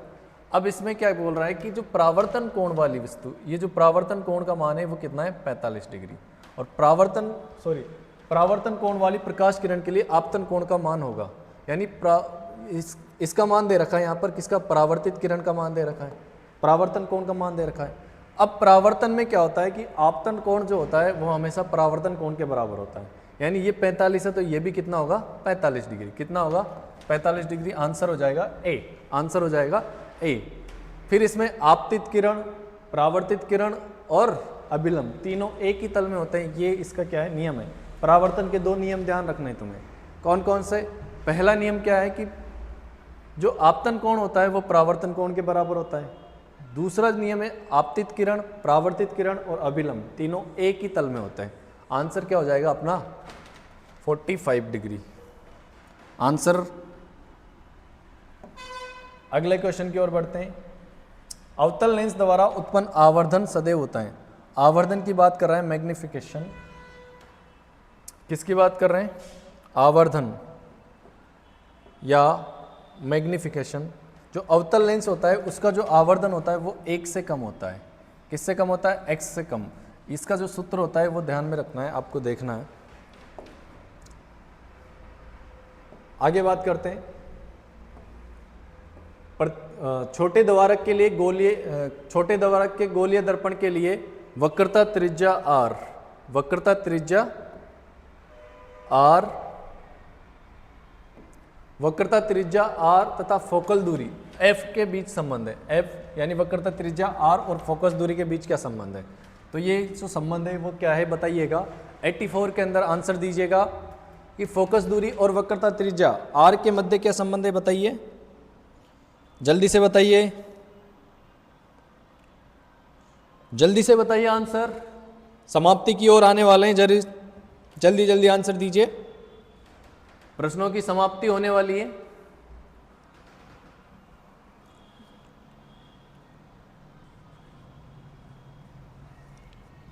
क्या होगा इसमें संबंध? इसका जो संबंध होता है r बराबर क्या होता है? 2f। क्या होता है? r बराबर 2f, यानी जो वक्रता त्रिज्या जो होती है वो फोकस दूरी का क्या होती है? डबल होती है। फोकस दूरी का डबल क्या होती है? वक्रता त्रिज्या। इसका उल्टा भी बोला जा सकता है इसको, f बराबर r/2, यानी जो फोकस दूरी होगी वो वक्रता त्रिज्या की आधी होगी, जबकि वक्रता त्रिज्या फोकस दूरी की क्या होगी? दुगनी होगी। दोनों के अंदर आंसर जो होगा अपना r बराबर 2f, r बराबर r is equal to 2f। अगला क्वेश्चन है, जिस स्थिति में रेटिना के पीछे प्रतिबिंब बनता है उसे क्या कहते हैं? रेटिना के पीछे प्रतिबिंब बन रहा है तो उस स्थिति को अपन बोलते हैं दूरदृष्टि दोष। क्या बोलते हैं? दूरदृष्टि दोष। रेटिना के पीछे कोई प्रतिबिंब बनता है, अगर रेटिना के पीछे प्रतिबिंब बनता है तो उसे बोलते हैं दूरदृष्टि दोष। अगर रेटिना के आगे बनेगा प्रतिबिंब तो उसे बोलेंगे निकट दृष्टि दोष। और दूरदृष्टि के लिए कौन सा लेंस काम में लेते हैं अपन? उत्तल। और निकट दृष्टि दोष के निवारण के लिए कौन सा लेंस काम में लेते हैं? अवतल लेंस। कौन सा लेंस काम में लिया जाता है? अवतल लेंस। अगले क्वेश्चन की ओर बढ़ते हैं। आंसर क्या हो गया? दूरदृष्टि दोष। और समाप्ति की ओर आ गए अपन। लास्ट क्वेश्चन है अपना, अब इसका आंसर दीजिए आप फटाफट। वेट कर रहा हूं मैं आपके आंसर का, इंतजार कर रहा हूं, बताइए लास्ट क्वेश्चन का आंसर क्या होगा, बताइए। लास्ट क्वेश्चन का आंसर बताइए जरूर, जल्दी जल्दी। क्या बोला है कि पूर्ण आंतरिक परावर्तन कब होता है? टोटल इंटरनल रिफ्लेक्शन कब होता है, उसकी बात करते हैं यहाँ पर। आपतन कोण का मान या आपतन कोण 90 डिग्री से अधिक है, आपतन कोण का मान 90 डिग्री से अधिक होगा तब क्या पूर्ण आंतरिक परावर्तन होगा क्या? आपतन कोण अपवर्तन कोण से अधिक है तब परावर्तन होगा क्या? अपवर्तन कोण 90 डिग्री से अधिक है तब परावर्तन होगा क्या? आपतन कोण 90 डिग्री के बराबर है तब परावर्तन होगा क्या? परावर्तन के बारे में बता रही है, आंसर बताइए जल्दी, आंसर बताइएगा जल्दी, आंसर।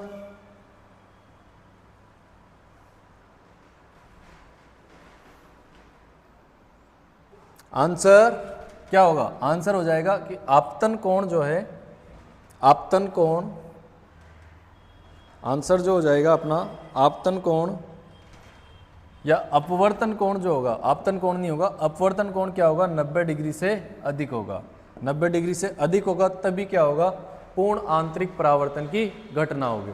तो ये कुछ विज्ञान में अंदर जो सीईटी की जो साइंस है उसके अंदर हमने एक तो बायोलॉजी से संबंधित क्वेश्चन लिए हैं, बायोलॉजी, और कुछ क्वेश्चन यानी जो पूरे क्वेश्चन आए फिजिक्स से, 1 यूनिट दे रखी फिजिक्स की आपके सीईटी के अंदर, 1 यूनिट दे रखी और 1 यूनिट से बढ़िया क्वेश्चन आए, अच्छे क्वेश्चन आए। सारे जो क्वेश्चन है आपके सीईटी 2023 के अंदर, सीईटी 2023 यानी फरवरी के अंदर जो लगी थी, कब लगी थी? 4, 5 और 11 फरवरी को ये जो लगी थी, उनके अंदर आए हुए क्वेश्चन है सारे। तो इनमें से मुझे आशा है कि कई बार क्या होता है क्वेश्चन क्या हो जाते हैं, रिपीट हो जाते हैं, तो उसके लिए हमने क्या करे, ये क्वेश्चन आपकी क्लास लगाई। ठीक है, तो आंसर एक बार देखिएगा, क्लास को ज़रूर शेयर करिएगा, अच्छी लगी तो लाइक कर दीजिएगा और कमेंट भी करिएगा। इसी के साथ अपनी जो क्लास होती है वो यहाँ पर समाप्त होती है। थोड़ा समय अभाव के कारण केमिस्ट्री जो होती है, रसायन विज्ञान, उसके क्वेश्चन और टेक्नोलॉजी से संबंधित क्वेश्चन वो ले नहीं आ पाया मैं। ठीक है, तो यहाँ तक अच्छे से पेपर को दीजिएगा। कल का दिन और बाकी बीच के अंदर, और लास्ट 22 तारीख को आपका पेपर स्टार्ट हो जाएगा। 22 तारीख से आपके सीईटी के एग्ज़ाम स्टार्ट हो जाएंगे। तो सभी को बेस्ट ऑफ लक, सभी को बहुत बहुत बधाई। Thank you very much.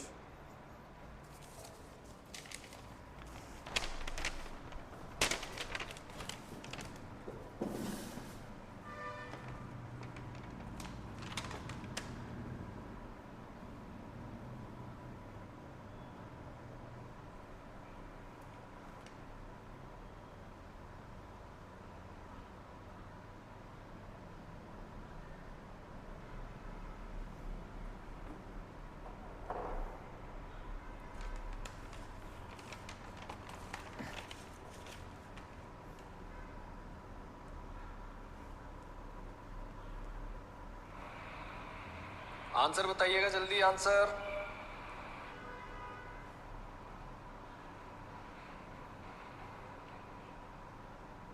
Answer क्या होगा? आंसर हो जाएगा कि आपतन कोण जो है, आपतन कोण,